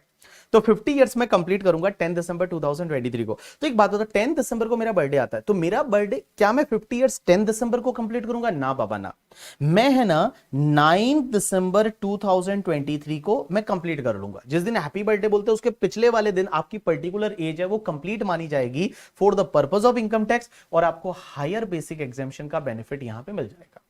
यहां पे आपको हायर बेसिक एग्जेम्पशन का बेनिफिट मिल जाएगा। तो इस पर्टिकुलर केस में एक चीज आप ध्यान रखेंगे हमेशा कि अगर कोई पर्सन है जिसका डेट ऑफ बर्थ 1 अप्रैल 1964 है, तो हैप्पी बर्थडे जो 60th बर्थडे है वो आप सेलिब्रेट कर रहे हो 1 अप्रैल 2024 को, बट तो भी आपका जो 60 इयर्स ऑफ एज है वो 31 मार्च 2024 को कंप्लीट हो गया।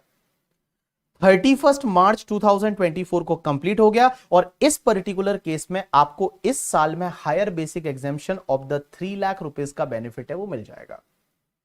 3 लाख रुपीस का आपका जो बेनिफिट है वो आपका मिल जाएगा। बोला 50 साल की एज में भी आप थोड़े यंग दिखते हो, या मतलब थोड़ा बहुत तो यार मेंटेन करके, ठीक है, थोड़ा मेंटेन कर रखा है तो इतना तो मतलब होता है ना यार, ऐसे शर्म आती है मुझे करके, ठीक है। चलो, तो मैंने आपको क्या बोला कि अगर कोई भी पर्सन है जिसका डेट ऑफ बर्थ है वो 1 अप्रैल 1964 है, तो उसका जो 60 इयर्स ऑफ एज है वो कंप्लीट हो जाएगा 31 मार्च 2024 को और यहां पे आपको इस साल में आपको हायर बेसिक एग्जेम्पशन का बेनिफिट मिल जाएगा। So this is all about the senior citizen. चलिए, उसके बाद में एक कॉन्सेप्ट आता है कि अगर कोई पर्सन है वो सुपर सीनियर सिटीजन है। क्या है? Super senior citizen. अब आप बोलोगे सुपर सीनियर सिटीजन क्या होता है करके, ठीक है। सुपर सीनियर सिटीजन किसको बोलते हैं? तो सुपर सीनियर सिटीजन का मतलब होता है अगर कोई रेजिडेंट इंडिविजुअल है, यहां पे भी रेजिडेंट लिखा हुआ है, हाँ बाबू, जिसका एज 80 इयर्स और मोर हो चुका है इन previous year. Means previous year में जिसका एज है वो 80 इयर्स या उससे ज्यादा हो चुका है, मीन्स 80 साल या उससे ज्यादा जो है वो हो चुका है प्रीवियस ईयर में। 80 इयर्स या उससे ज्यादा मतलब भैया 80 इयर्स तो जी लिए, 80 इयर्स या उससे ज्यादा हो चुका है प्रीवियस ईयर में, तो उसके लिए आपको बताऊं बेसिक एग्जेम्पशन कितना होगा? 5 लाख। 5 लाख का बेसिक एग्जेम्पशन है, कोई भी टैक्स नहीं लगेगा। उसके बाद में आपका 5 लाख से लेके और अप टू 10 लाख तक का जो टोटल इनकम रहेगा उस पे सीधा 20%, और 10 लाख के ऊपर वाला जो टोटल इनकम रहेगा उस पे सीधा 30% की रेट से टैक्स लगेगा। यहां पे 5% वाला स्लैब नहीं है, यहां पे 5% वाला जो है वो स्लैब नहीं है, यहां पे 5% वाला जो है वो स्लैब नहीं है करके, ठीक है। यहां पे सीधा 20% एंड 30% है, ये आपका स्लैब है। So this is about the general tax rate. आप बोलोगे जनरल टैक्स रेट कहां दे रखा है? फाइनेंस एक्ट में दे रखा है, फाइनेंस एक्ट में दे रखा है। फाइनेंस एक्ट अगर आप जाके देखोगे तो उसका जो पार्ट 1 होता है करके, ठीक है, वहीं पे टैक्स रेट्स दे रखी होती है। So it is given in the finance act. चलिए मैं आपको वापस से बोल रहा हूं, टैक्स रेट हमने क्या क्या डिस्कस किया, इधर देखिए सब लोग। टैक्स रेट क्या क्या डिस्कस किया? सबसे पहले individual, HUF, AOP, BOI, artificial juridical person up to 2,50,000 dash पे dash 250 to 5 lakh 5%, 5 lakh to 10 lakh 20%, more than 10 lakh 30% करके, ठीक है। सीनियर सिटीजन, सीनियर सिटीजन किसको बोलते हैं? रेजिडेंट इंडिविजुअल एज 60 ईयर्स और more in previous year up to 3 lakh dash पे डैश में कोई भी टैक्स नहीं, 3 lakh to 5 lakh 5%, 5 lakh to 10 lakh 20%, more than 10 lakh 30%। उसके बाद super senior citizen, super senior citizen जिसका 80 ईयर्स या उससे ज्यादा का एज है, रेजिडेंट इंडिविजुअल है, अप टू 5 लाख कोई भी टैक्स नहीं, 5 lakh to 10 lakh 20%, more than 10 lakh 30%। अब एक बोल रहा है सर इसमें एक 87A का रिबेट भी तो मिलता है। रुक जाना बाबू, हाँ हर जगह नहीं मिलता, हाँ धीरे धीरे सब आ जाएगा, एक ही दिन में सब नहीं होने वाला, ठीक है। जैसे जैसे मैं बोल रहा हूं वैसे वैसे आप सुनते जाइए, सब चीजें आ जाएंगी। चलिए ये तो हो गई टैक्स रेट। अब एक बात समझना, एक कॉन्सेप्ट आता है जिस कॉन्सेप्ट को बोला जाता है सरचार्ज। क्या बोला जाता है? सरचार्ज। सरचार्ज, सरचार्ज का मतलब होता है एडिशनल टैक्स। मतलब एक तो हो गया टैक्स, ये टैक्स तो लेंगे ही लेंगे करके, ठीक है, ये टैक्स तो लेंगे ही लेंगे, उसके ऊपर और एक्स्ट्रा टैक्स लेंगे, एक्स्ट्रा चार्ज लेंगे, दैट इज कॉल्ड सरचार्ज। लेकिन सर एक बात बताइए, सर ये सरचार्ज जो है ये कितना लगता है? क्या हर किसी को सरचार्ज लगेगा? आंसर इज नो, हर किसी को नहीं लगता यहां सरचार्ज। सरचार्ज लगता है किसको? हम बताते हैं आपको। तो individual, HUF, AOP, BOI, artificial juridical person के केस में सरचार्ज लगेगा अगर आपका नेट टैक्सेबल इनकम है ना वो अप टू 50 लाख है, तो आपको कोई सरचार्ज नहीं लगेगा। मींस आपको सरचार्ज नहीं लगेगा अगर आपका net taxable income up to 50 lakh है। 50 लाख रुपए तक आपने टोटल इनकम है, 50 लाख तक ही कमाया, कोई सरचार्ज नहीं, आप खुश रहो करके, ठीक है। जैसे आप और मैं, हम लोगों को सरचार्ज नहीं लगता करके। ये सरचार्ज किसको लगता है? जो बड़े रिच लोग होते हैं ना, बड़े पैसे वाले लोग होते हैं, उनको लगता है करके, ठीक है। अगर आपका net taxable income more than 50 lakh है और अप टू 1 करोड़ है, तो सरचार्ज लगेगा 10% ऑफ टैक्स। मतलब जो टैक्स आएगा ना उस टैक्स पे 10% की रेट से सरचार्ज ऐड करना है। अगर आपका टोटल इनकम जो है वो 50 लाख से ज्यादा है, अप टू 1 करोड़ है करके, ठीक है। 50 लाख से ज्यादा है, अप टू 1 करोड़ है, सरचार्ज 10% ऐड करो। अगर आपका टोटल इनकम 1 करोड़ से ज्यादा है एंड अप टू 2 करोड़ है, तो आपको सरचार्ज लगेगा 15% की रेट से, 15% ऑफ टैक्स। अगर आपका टोटल इनकम 2 करोड़ से ज्यादा है, अप टू 5 करोड़ रुपए, भाई साहब कौन होते होंगे ऐसे लोग, उनका सरचार्ज लगता है 25% ऑफ द टैक्स, टैक्स पे 25%। और अगर किसी का इनकम 5 करोड़ से ज्यादा है तो आपको सरचार्ज लगेगा 37% ऑफ द टैक्स। इतना सरचार्ज भाई साहब। देखिए सरचार्ज जो है वो सरचार्ज कितना है, तो नेट टैक्सेबल इनकम या टोटल इनकम जिसको बोलते हैं, 5 हेड की total minus deduction total income up to 50 lakh है, तो आप पे कोई सरचार्ज नहीं है, हम लोग है, ठीक है। अगर 50 लाख से ज्यादा है, अप टू 1 करोड़ है, 50 लाख से ज्यादा है, अप टू 1 करोड़ है, तो जो भी टैक्स आएगा उस पर 10% आपको ऐड करना है। अगर 1 करोड़ से ज्यादा है, अप टू 2 करोड़ है, तो उस पर आपको 15% ऐड करना है। अगर 2 करोड़ से ज्यादा है, अप टू 5 करोड़ है, तो 25% आपको सरचार्ज ऐड करना है। और अगर 5 करोड़ से ज्यादा है तो 37% आपको टैक्स है वो ऐड करना है। मतलब आप समझो बंदे को कितना टैक्स लग रहा है। अगर टैक्स रेट आप लेते हो स्लैब रेट के बाद भी, मान लो मैक्सिमम टैक्स रेट कितना है आपका, मैक्सिमम टैक्स रेट 30% है, तो 30% टैक्स रेट। अगर कोई बंदा 5 करोड़ से ज्यादा कमा रहा है साल का, तो गलती कर दी, 37% सरचार्ज है। 37% सरचार्ज, तो प्लस कर दो 37%, तो कितना आएगा 41.1%।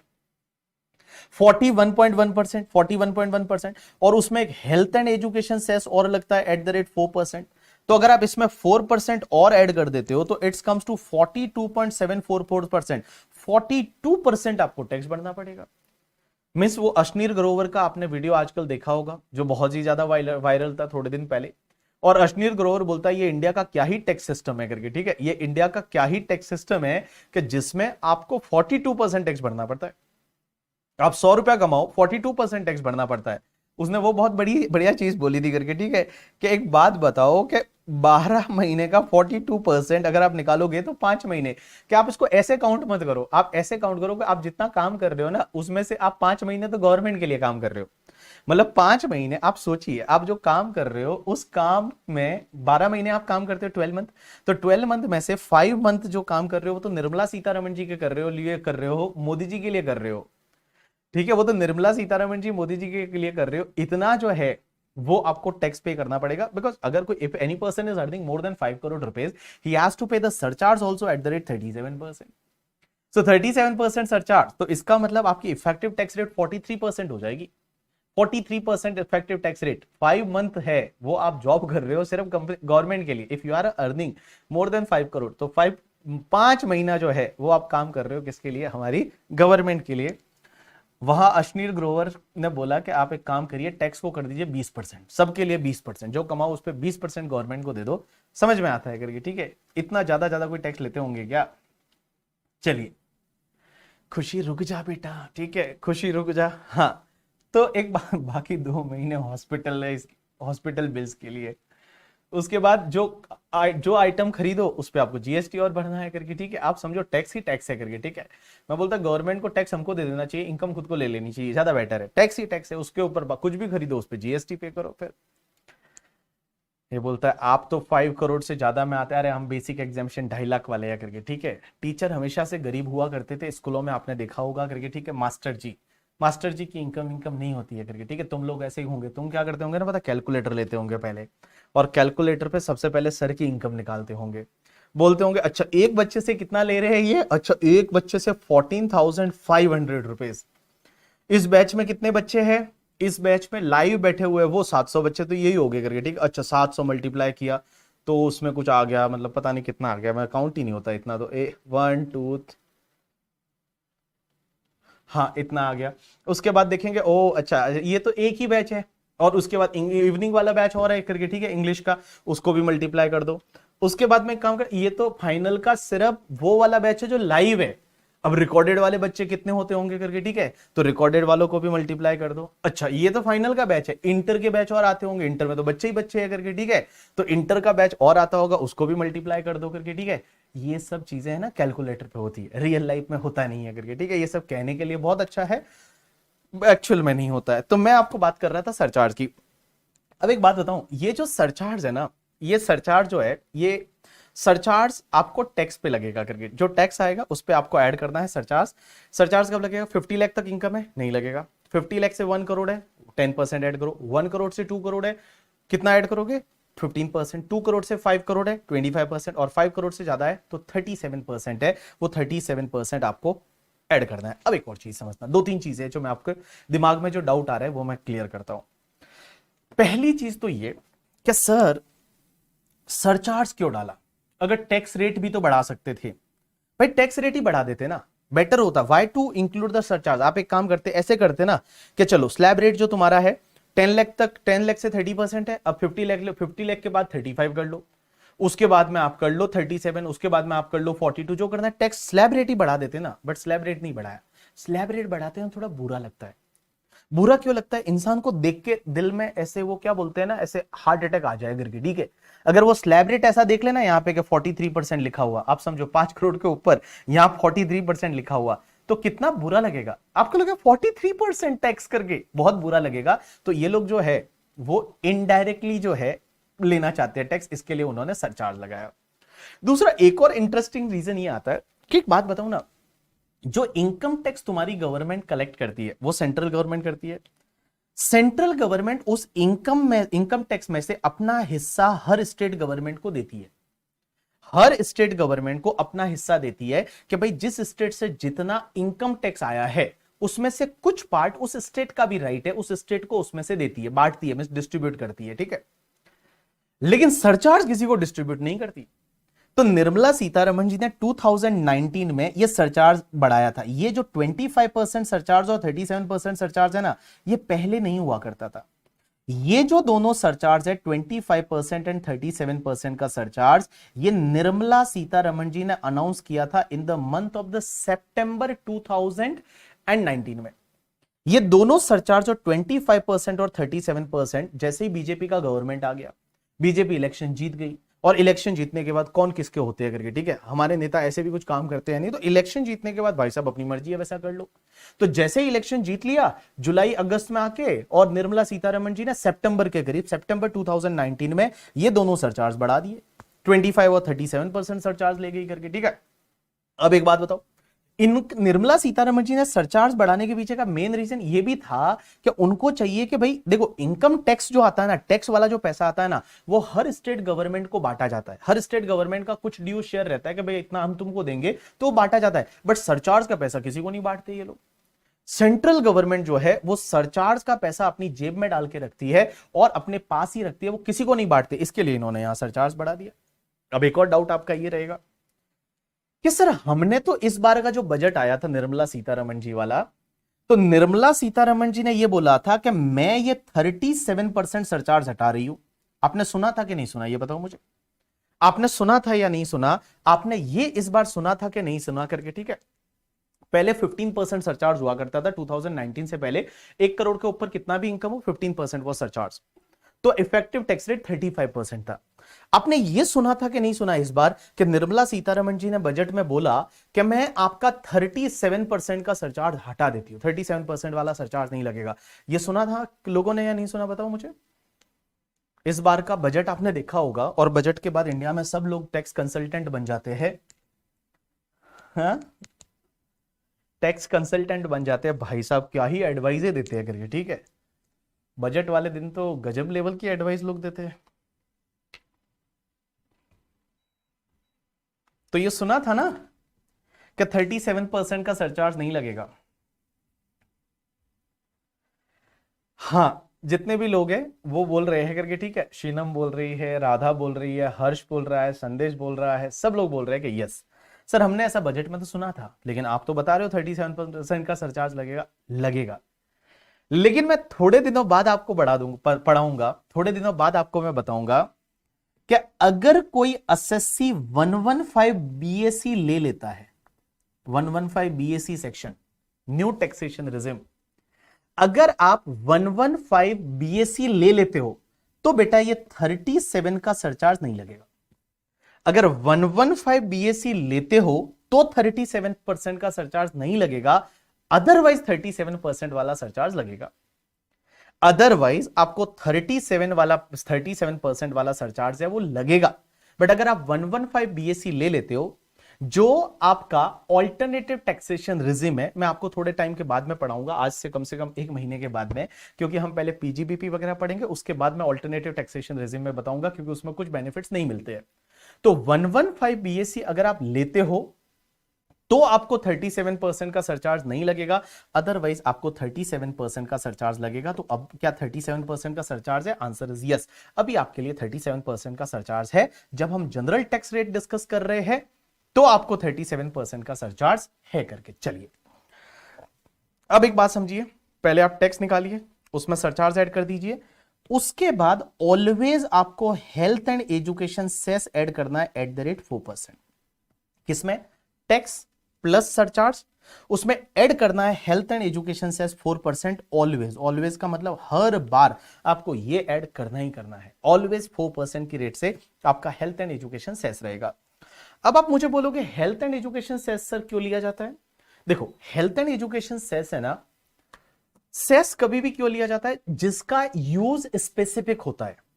जैसे इनकम टैक्स क्या है ना, वो कहीं भी यूज कर सकते हैं, वो मिलिट्री में यूज कर सकते हैं, एजुकेशन में यूज कर सकते हैं, हेल्थ सेक्टर में यूज कर सकते हैं, इंफ्रास्ट्रक्चर में यूज कर सकते हैं। लेकिन हेल्थ एंड एजुकेशन सेस के टूवर्ड जो 4% लिया जा रहा है, उसका यूज जो है ना, वो आपको सिर्फ एंड सिर्फ हेल्थ के लिए एंड एजुकेशन के लिए ही यूज करना पड़ेगा। मींस गवर्नमेंट उस पैसे को किसी और चीज के लिए यूज नहीं कर सकती।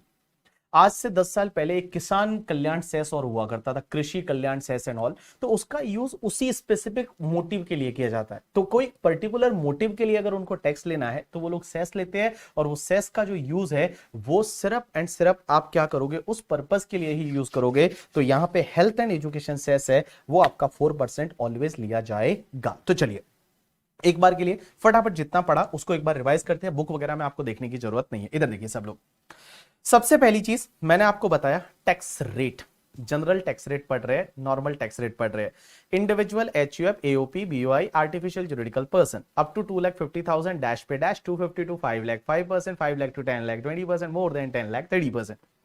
Senior citizen, resident individual age 60 years और more in previous year up to 3 lakh dash पे dash 3 lakh to 5 lakh 5%, 5 lakh to 10 lakh 5 lakh to 10 lakh 20%, more than 10 lakh 30%.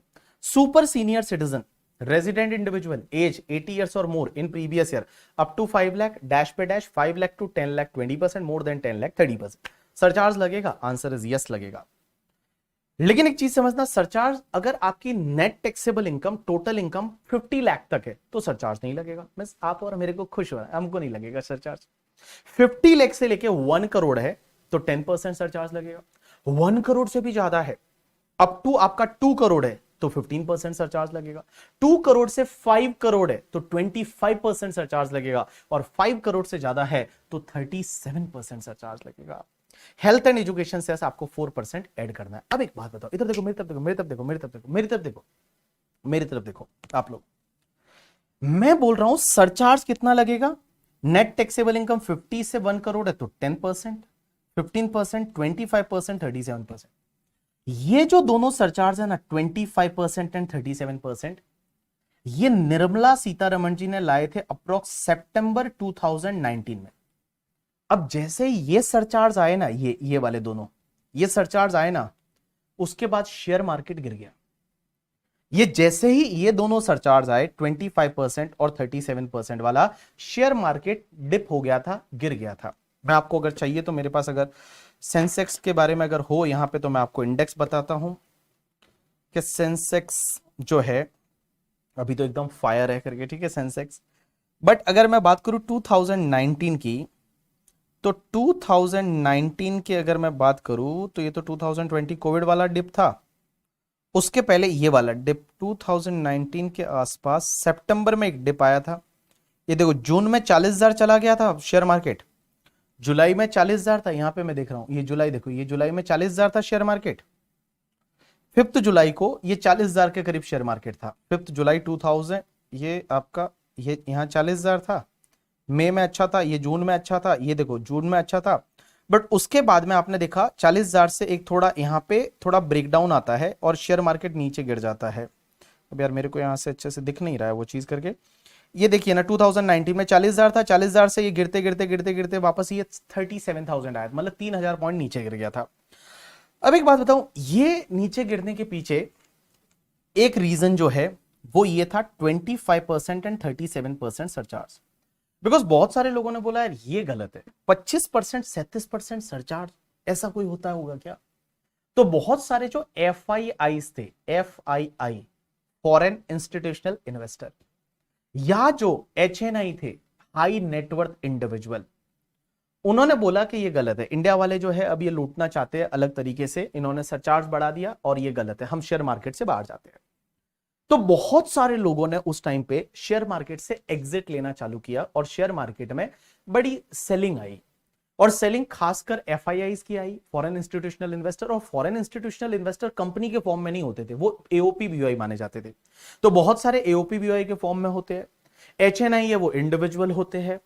तो उन्होंने बोला कि नहीं यार, मैं ये 25% 37% सरचार्ज डाल रहे हैं ये लोग, कि हमारी इनकम तो 5 करोड़ से ज्यादा ही होती है, अब उस पे जो टैक्स आएगा उस पे सरचार्ज, और शेयर मार्केट से इनकम होती है बहुत बार, तो बोला उस पे भी ये सरचार्ज लगेगा 37% 37% सरचार्ज।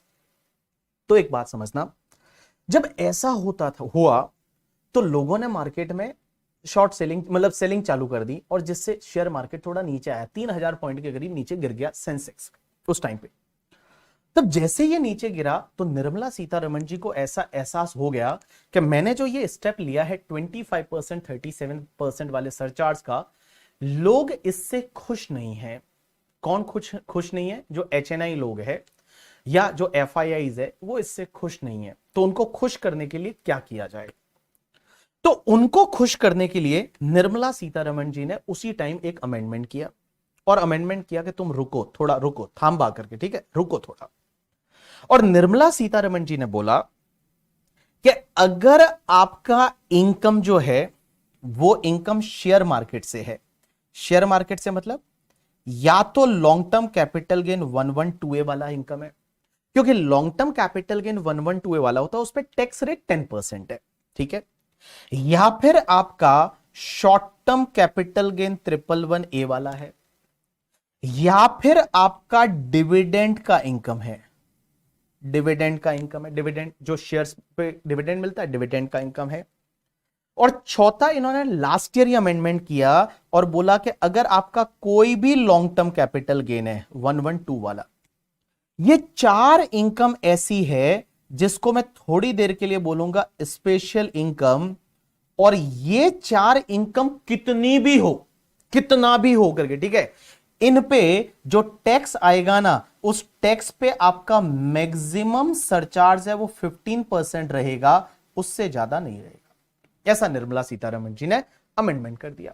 वापस से सुनना, देखो, पहले तो मैं क्या बता रहा था सरचार्ज कैसे है, पहले तो मैं क्या बता रहा था सरचार्ज कैसे है कि नेट टैक्सेबल इनकम इप टू 50 लाख है तो कोई सरचार्ज नहीं, 50 से 1 करोड़ 10%, 1 करोड़ से 2 करोड़ है 15%, 2 करोड़ से 5 करोड़ 25%, और 37% 5 करोड़ से ज्यादा। लेकिन निर्मला सीतारमण जी ने एक अमेंडमेंट किया। यह अमेंडमेंट इसलिए किया कि उस शेयर मार्केट में थोड़ी नाराजगी थी, HNI है उसमें नाराजगी थी, FII है उनको नाराजगी थी। तो उन्होंने बोला कि तुम टेंशन मत लो, मैं तुम्हारे लिए हम कुछ करेंगे। और निर्मला सीतारमण जी ने एक अमेंडमेंट किया और बोला कि अगर आपका long term capital gain 112A वाला, ये long term capital gain 112A वाला शेयर मार्केट से लॉन्ग टर्म कैपिटल गेन, इस पे टैक्स लगता है 10% की रेट से in excess of the 1 lakh rupees, या short term capital gain 111A वाला, इस पे 15% टैक्स लगता है, डिविडेंड की इनकम जिस पे नॉर्मल टैक्स रेट से टैक्स लगता है, और LTCG 112 जिस पे 20% से टैक्स लगता है। ये चार इनकम ऐसी है जो कितनी भी हो, कितनी भी हो आपकी ये इनकम, भले 10 करोड़ 15 करोड़ 20 करोड़ कितना भी हो, हम इस पे मैक्सिमम सरचार्ज 15% ही लेंगे। मींस जो टैक्स आएगा उस पे मैक्सिमम सरचार्ज है वो 15% लेंगे, उससे ज्यादा सरचार्ज नहीं लेंगे। मींस मैक्सिमम सरचार्ज जो है वो मैक्सिमम सरचार्ज हम 15% ही लेंगे, उससे ज्यादा नहीं लेंगे। Maximum surcharge is 15%। चलो, अब आपका सबका ध्यान इधर होना चाहिए, और जो मैं अभी समझाने वाला हूं इसमें बहुत सारे बच्चों को दिक्कत आती है। आप एक बार में समझ लेना, एक बार में समझने की ट्राई कर लेना। आप अपनी बुक को बंद कर दीजिए, एक खजूर वो मोबाइल में देख रहा है करके, ठीक है, इधर देख ले यार, वो मोबाइल में देख रहा है अभी करके, ठीक है, वो उसका मैसेज करना रिप्लाई वो कर लेगी, डोंट वरी अबाउट दैट, ठीक है, वो उसका देख लेगी, बेटा तू अपना देख ले, ठीक है, इधर देख ले भाई। हाँ, आप जो बैठे हो ना सब मुझे दिखते हो, पता है तुमको, तुमको ये लगता होगा कि हम जो बैठे हैं हम नहीं दिखते होंगे सर को, हमने एक खुफिया कैमरा लगा रखा है करके, ठीक है, तो हमको सब पता चलता है कौन बच्चा नहा के बैठा है, कौन कैसे बैठा है, कौन क्या खा रहा है करके, ठीक है, कौन ऐसे सोते सोते देख रहा है, कौन बुक देख रहा है, सब हमको पता चलता है, ठीक है। तो कुछ भी ऐसा ना करे जिससे कि थोड़ा आपको शर्मिंदा होना पड़े, तो इधर देख लो आप, ठीक है। चलिए इधर देखिए सब लोग, अब इधर देखिए, आपका ध्यान इधर होना चाहिए, ठीक है, इधर इधर इधर इधर, हाँ चलो, हाँ, ये बोलता है उठी नहीं है मेरी वाली तो करके, ठीक है, कौन से तेरी वाली रे, हाँ बेटा चली जाएगी, ध्यान रखना करके, ठीक है, होने वाला है तुम्हारा ब्रेकअप पक्का वाला 101%, तुम्हारी कुंडली में लिखी हुई नहीं है। ये बोलता है हम फाइनल के बच्चे हैं, हमको बच्चा मत समझो। अरे तो बच्चे तो तुम ही तो बोल रहे हो हम फाइनल के बच्चे हैं, ठीक है। ये बोलता है बताओ मैंने क्या कपड़े पहन रखे हैं करके, ठीक है, प्राइवेसी नेम की भी चीज होनी चाहिए करके, ठीक है, तुम्हारी प्राइवेसी क्या है हमको पता है, हमको मत बताओ करके, ठीक है, हमको मत सिखाओ, डोंट टीच योर टीचर। इधर देख ले, चलो अब मैं आपको जो समझाने वाला हूं दैट इज द, इधर देखो, एक ध्यान देना, क्योंकि ये वाला कॉन्सेप्ट है ना बहुत सारे बच्चों को नहीं समझता है, मतलब बहुत सारे बच्चों ने कंफ्यूज हो, बोलो क्या हुआ क्या हुआ, तो वैसा नहीं हो तुम्हारे साथ। तो इधर देख लो, मैं यहां पे एक एग्जांपल ले रहा हूं, इस एग्जांपल से अपन समझेंगे, ठीक है। चलिए सबसे पहले मैं यहां पे ले रहा हूं कि आपकी स्पेशल इनकम कितनी है। स्पेशल इनकम कौन सी वाली, या तो 112 वाला long term capital gain, 112A वाला, 111A वाला, या डिविडेंड। ये जो 4 इनकम है इसको मैं स्पेशल इनकम बोलूंगा। उसके बाद अदर इनकम कितनी है, अदर इनकम कितनी है। उसके बाद यहां लिख रहा हूं मैं टोटल इनकम कितनी है, टोटल इनकम कितनी है। और लास्ट में मैं ले रहा हूं कि percentage of surcharge on special income जो रहेगा, स्पेशल इनकम का जो टैक्स रहेगा उस पे कितना सरचार्ज आएगा, और percentage of surcharge on other income. तो देखो मैंने कुछ कॉलम बनाए हैं, आपको कहीं नहीं देखना, सिर्फ आपको इधर ध्यान देना है। स्पेशल इनकम कितनी है, अदर इनकम कितनी है, तो टोटल इनकम कितनी हुई, and percentage of surcharge on special income and percentage of surcharge on other income. Other income मतलब आपकी बैलेंस इनकम। तो इधर सबका ध्यान होना चाहिए भैया। ये अगर मान लो आप मतलब ध्यान नहीं दिया करके, ठीक है, तो ये रह जाएगा कॉन्सेप्ट, और ये एग्जाम में आएगा एमसीक्यू में, ठीक है, ये एग्जाम में आएगा एमसीक्यू में। एक एमसीक्यू देंगे, उसमें कुछ इनकम देंगे, बोलेंगे टैक्स निकालो, और टैक्स निकालने के लिए सरचार्ज याद होना चाहिए। तो चलिए इधर ध्यान दीजिए सब लोग। सबसे पहले मान लो मेरी स्पेशल इनकम मींस ये 112, 112A, 111A डिविडेंड, ये वाली, ये जो मेरी इनकम है वो 20 लाख है, 20 लाख है, और मेरी अदर इनकम भी 20 लाख ही है। तो मेरी टोटल इनकम कितनी हो गई, 40 लाख हो गई। भाई मेरी ये income 20 lakh special, other income भी 20 लाख, टोटल 40 लाख होगी। आप मुझे बताओ क्या सरचार्ज लगेगा, क्या सरचार्ज तो नहीं लगता ना। सरचार्ज के लिए आपको देखना पड़ता है ये टोटल इनकम, जो टोटल इनकम होती है, टोटल इनकम, ये टोटल इनकम अगर 50 लाख तक है तो आपको कोई सरचार्ज नहीं लगेगा, तो ये तो 50 लाख तक ही है, इसमें कोई भी सरचार्ज नहीं लगेगा। तो यहां पे आपका कोई भी सरचार्ज है वो नहीं लगेगा, कोई भी सरचार्ज नहीं लगेगा। लेकिन एक बात समझना, अगर आपकी स्पेशल इनकम है वो 45 लाख है और अदर इनकम भी 45 लाख ही है, तो टोटल हो गया आपका 90 लाख। एक बाबू एक बात बता, जब टोटल इनकम जो है वो 90 लाख है तो टैक्स तो आएगा, बट सरचार्ज कितना लगेगा। तो सरचार्ज में मैंने क्या बोला कि टोटल इनकम जो नेट टैक्सेबल इनकम है वो 50 लाख से ज्यादा है और अप टू 1 करोड़ है, तो आपको 10% की रेट से सरचार्ज लेना है। जो टैक्स आएगा उस पर 10% की रेट से सरचार्ज लगेगा, तो 10 तो लगेगा ही ना, उसमें क्या दिक्कत है। तो यहां पे आपका 10% की रेट से सरचार्ज, और ये जो अदर इनकम पे टैक्स रहेगा उस पर भी 10% की रेट से सरचार्ज।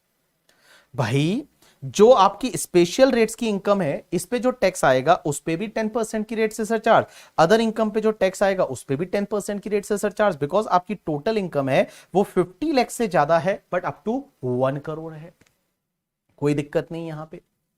अब एक और चीज समझना, मान लो आपका स्पेशल रेट का इनकम है, स्पेशल वाला इनकम है वो 75 लाख है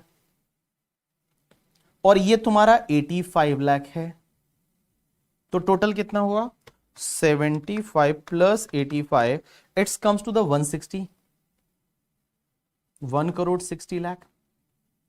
अब एक बात बताओ, जो 1 करोड़ 60 हुआ तो मेरे को एक बात बताओ यहां कितना सरचार्ज रहेगा।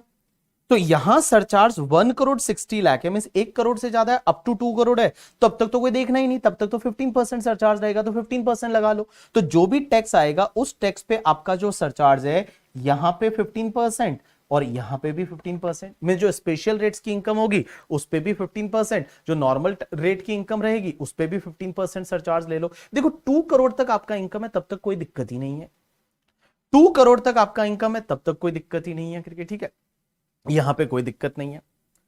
अब एक बात समझना, अब मैं थोड़ा इंटरेस्टिंग वाला पॉइंट लूंगा, आपका ध्यान इधर होना चाहिए। मान लो ये जो स्पेशल वाली इनकम है वो स्पेशल वाली इनकम है वो 1 करोड़ 50 लाख है, 1 करोड़ 50 लाख है, 1 करोड़ 50 लाख स्पेशल वाली इनकम, और अदर इनकम जो है वो 2 करोड़ 30 लाख है, 2 करोड़ 30 लाख है। तो एक बात बताओ 150 प्लस 230 कितना हुआ, 380 हो गया, तो टोटल इनकम आपकी 3 करोड़ 80 लाख आ गई। अब ध्यान देना, यहां पे ध्यान देना सब लोग, यहां पे ध्यान देना, टोटल इनकम जो है वो आपकी 3 करोड़ 80 लाख आ गई, 3 करोड़ 80। तो 3 करोड़ 80 आई तो हमने तो क्या पढ़ा था सरचार्ज में कि अगर 2 करोड़ से इनकम ज्यादा है, अप टू 5 करोड़ है, तो आपको 25% सरचार्ज लेना है।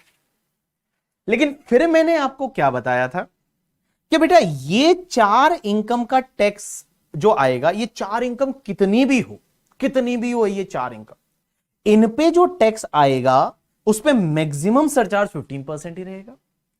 इन पे जो टैक्स आएगा, इस पे जो टैक्स आएगा, मैक्सिमम सरचार्ज आपका 15% ही रहेगा।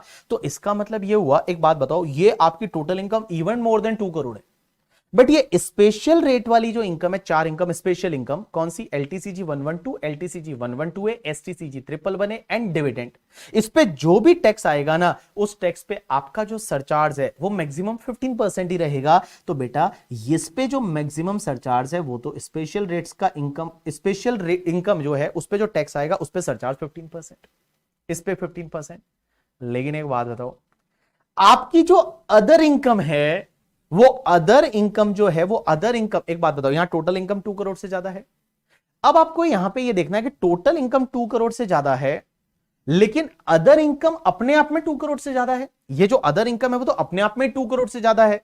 तो अदर इनकम पे जो टैक्स आएगा उस पे सरचार्ज रहेगा 25%, उस पे सरचार्ज रहेगा 25% रहेगा। कितना रहेगा? 25%। तो उस पे जो टैक्स आएगा, उस पे जो सरचार्ज है वो आपका 25% की रेट से रहेगा। लेकिन अब एक और इंटरेस्टिंग चीज लेता हूं, इधर देखना अगले एग्जांपल में, कि मान लो आपका ये वाला इनकम जो है, स्पेशल इनकम 1 करोड़ है।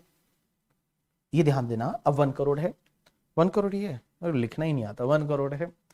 दूसरा वाला ये आपका 1 करोड़ 70 लाख है। तो मुझे एक बात बताओ, टोटल कितना हुआ? 2 करोड़ 70 लाख। स्नेहा इधर देखो, 2 करोड़ 70 लाख हुआ। अब मुझे एक बात बताओ, अब सरचार्ज कैसे आएगा? तो बेटा 2 करोड़ 70 में टोटल तो 2 करोड़ से ज्यादा है ना, total is more than 2 crore. तो टोटल 2 करोड़ से ज्यादा है तो आप बोलोगे यहां तो 25% सरचार्ज आना चाहिए। लेकिन एक बात बताओ, जो ये स्पेशल इनकम है, इस पे जो भी टैक्स आएगा उस पे मैक्सिमम सरचार्ज कितना आएगा? 15%। तो चलो मैं उस पे तो 15% ले लेता हूं। अब एक बात बताओ, एक चीज ध्यान रख, यहां पे अब मेरे वर्ड्स पे ध्यान देना, सब लोग इधर ध्यान देना, इधर ध्यान देना, अब मेरे वर्ड्स पे ध्यान देना। यहां पे मैं बोल रहा हूं कि टोटल 2 करोड़ 70 लाख है, टोटल 2 करोड़ 70 लाख है, मींस 2 करोड़ से ज्यादा है। एक बात बताओ, ये जो टोटल इनकम 2 करोड़ से ज्यादा है, क्या ये स्पेशल इनकम की वजह से है? क्या ये स्पेशल इनकम की वजह से है या नहीं? Answer is yes. एक बात बताओ, this total income, your NTI, net taxable income, total income, total income, ये टोटल इनकम 2 करोड़ से ज्यादा है, इसमें क्या स्पेशल इनकम का हाथ है? स्पेशल इनकम की वजह से है। आंसर इज यस, बिकॉज हमारा अदर इनकम तो सिर्फ 1 करोड़ 70 था। भाई हमारा जो अदर इनकम है, वो अदर इनकम तो सिर्फ 1 करोड़ 70 था, ये 2 करोड़ को क्रॉस कर गया। इसमें रीजन ये है, ये रीजन है स्पेशल इनकम। तो लॉ मेकर्स बोलते हैं टेंशन मत लो, अगर इस स्पेशल इनकम की वजह से आपकी टोटल इनकम 2 करोड़ को क्रॉस करती है तो डोंट वरी, जो अदर इनकम पे टैक्स आएगा ना, वो अदर इनकम पे टैक्स पे सरचार्ज हम 15% ही लेंगे। अदर इनकम पे जो टैक्स आएगा उस पे हम सरचार्ज 15% की रेट से ही लेंगे। आप बोलोगे सर ये ऊपर वाले में ऐसा क्यों नहीं किया?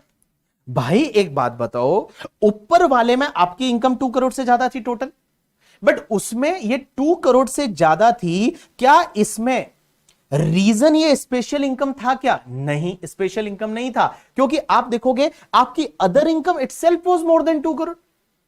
अदर इनकम जो है वो अदर इनकम जो है वो other income itself more than like आपका 2 crore.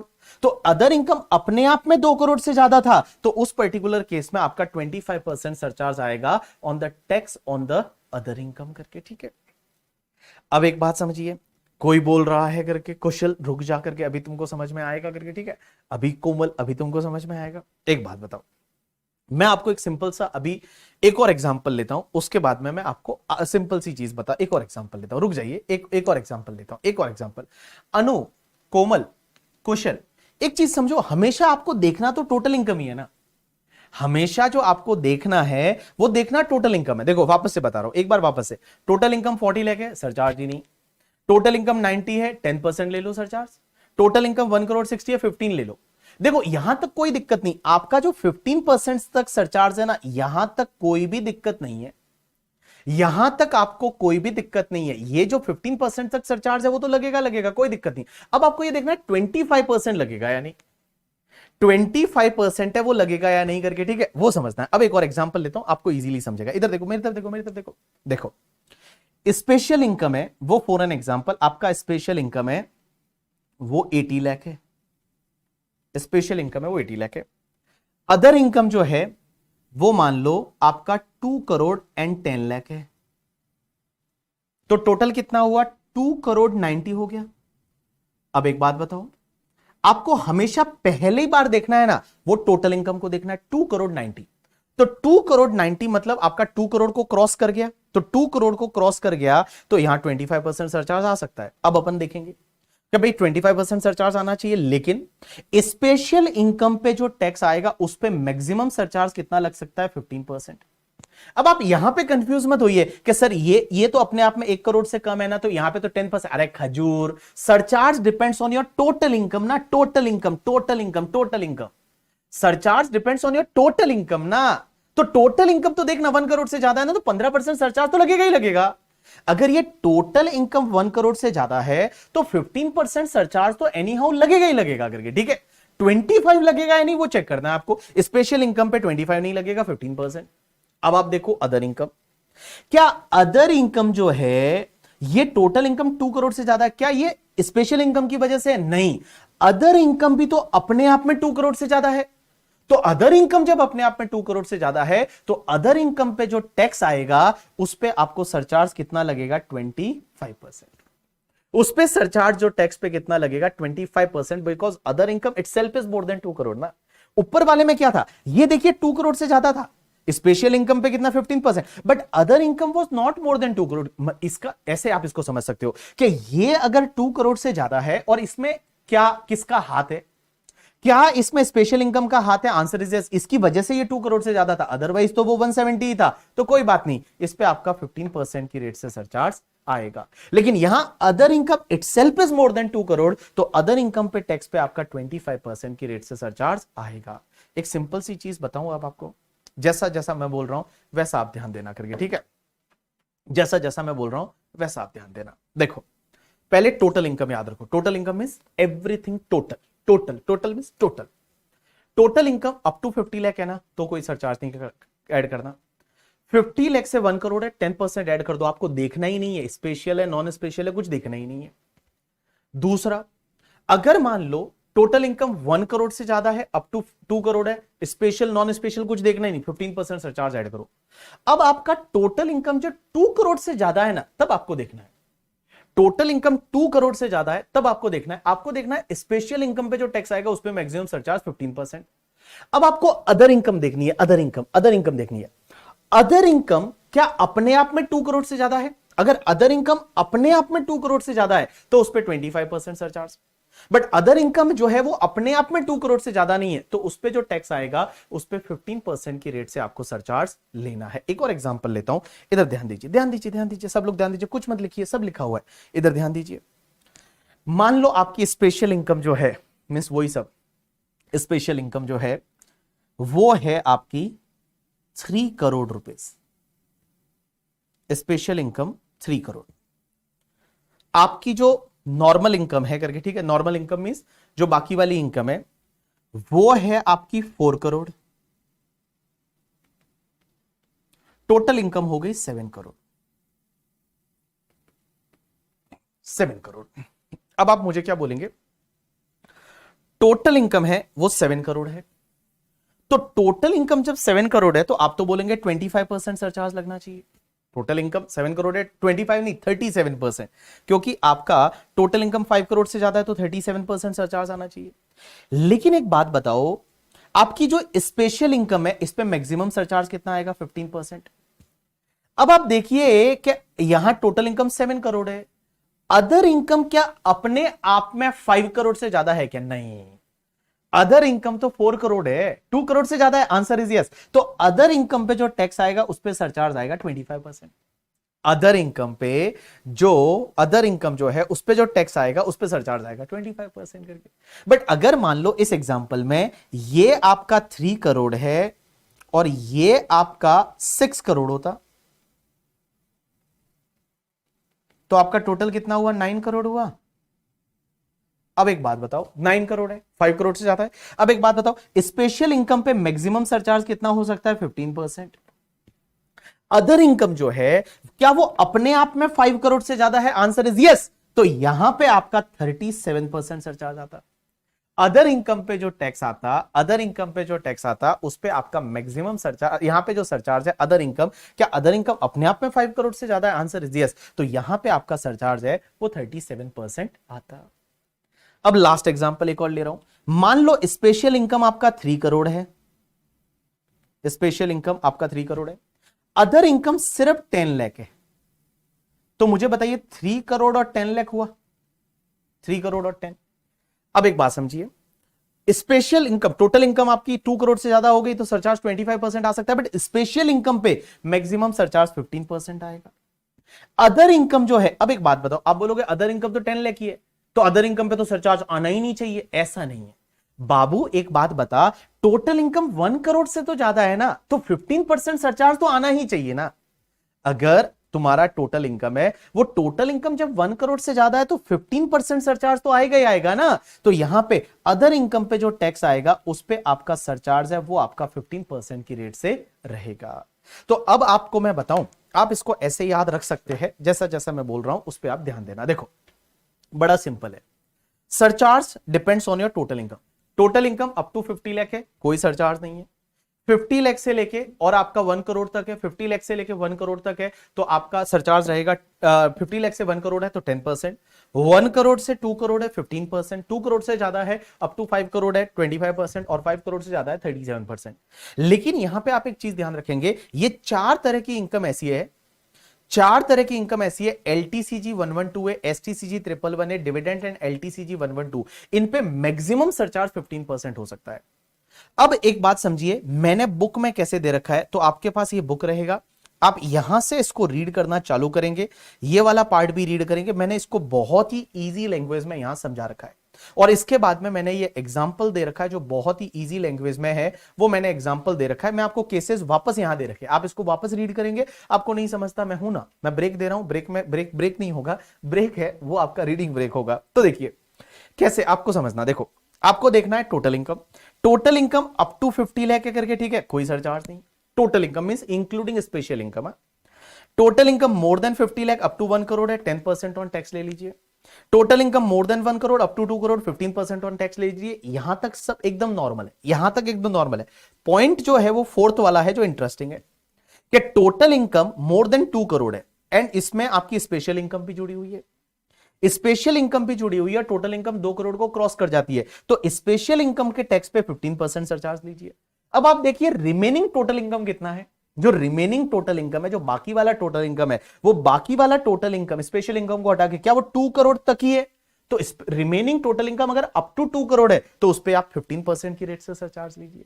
But remaining total income है वो 2 करोड़ को क्रॉस कर गया, अप टू 5 करोड़ है तो उस पर 25% की रेट से सरचार्ज लीजिए। और रिमेनिंग इनकम अपने आप में 5 करोड़ को क्रॉस कर गया तो उस पर 37% की रेट से सरचार्ज लीजिए। मैं आपको दे रहा हूं 10 मिनट का ब्रेक और इस 10 मिनट में क्या करना है मैं बता दूं।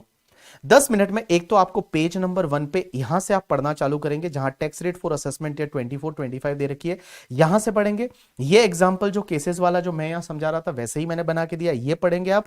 और इतना पढ़ने के बाद उसके बाद आपकी बुक में पेज नंबर 5 पे 2 एग्जाम्पल दे रखे हैं, उसमें एग्जाम्पल नंबर 1 आप करेंगे, बस एग्जाम्पल नंबर 1 करेंगे और उसके बाद टेस्ट एग्जाम्पल नंबर 2 मत करना, एग्जाम्पल नंबर 1 करेंगे और टेस्ट योर सेल्फ में आप जो एसके वाला एग्जाम्पल है वो करने की ट्राई करेंगे और देव वाला एग्जाम्पल करने की ट्राई करेंगे। ठीक है, नहीं होता है कोई बात नहीं है, ब्रेक के बाद मैं करवाऊंगा करके, ठीक है, ब्रेक के बाद मैं करवाऊंगा। तो मैंने क्या बोला, एक तो एग्जाम्पल नंबर 1 चेक करेंगे जिसका सॉल्यूशन मैंने दे रखा है, उसके बाद में एग्जांपल नंबर 2 को मत छेड़िए, आप करें 2 मैं कराऊंगा। उसके बाद टेस्ट योर सेल्फ में जो 2 एग्जांपल है, एक तो तुम्हारा एसके वाला करके, ठीक है, और दूसरा तुम्हारा जो देव वाला है, ये आप ट्राई करेंगे करने की।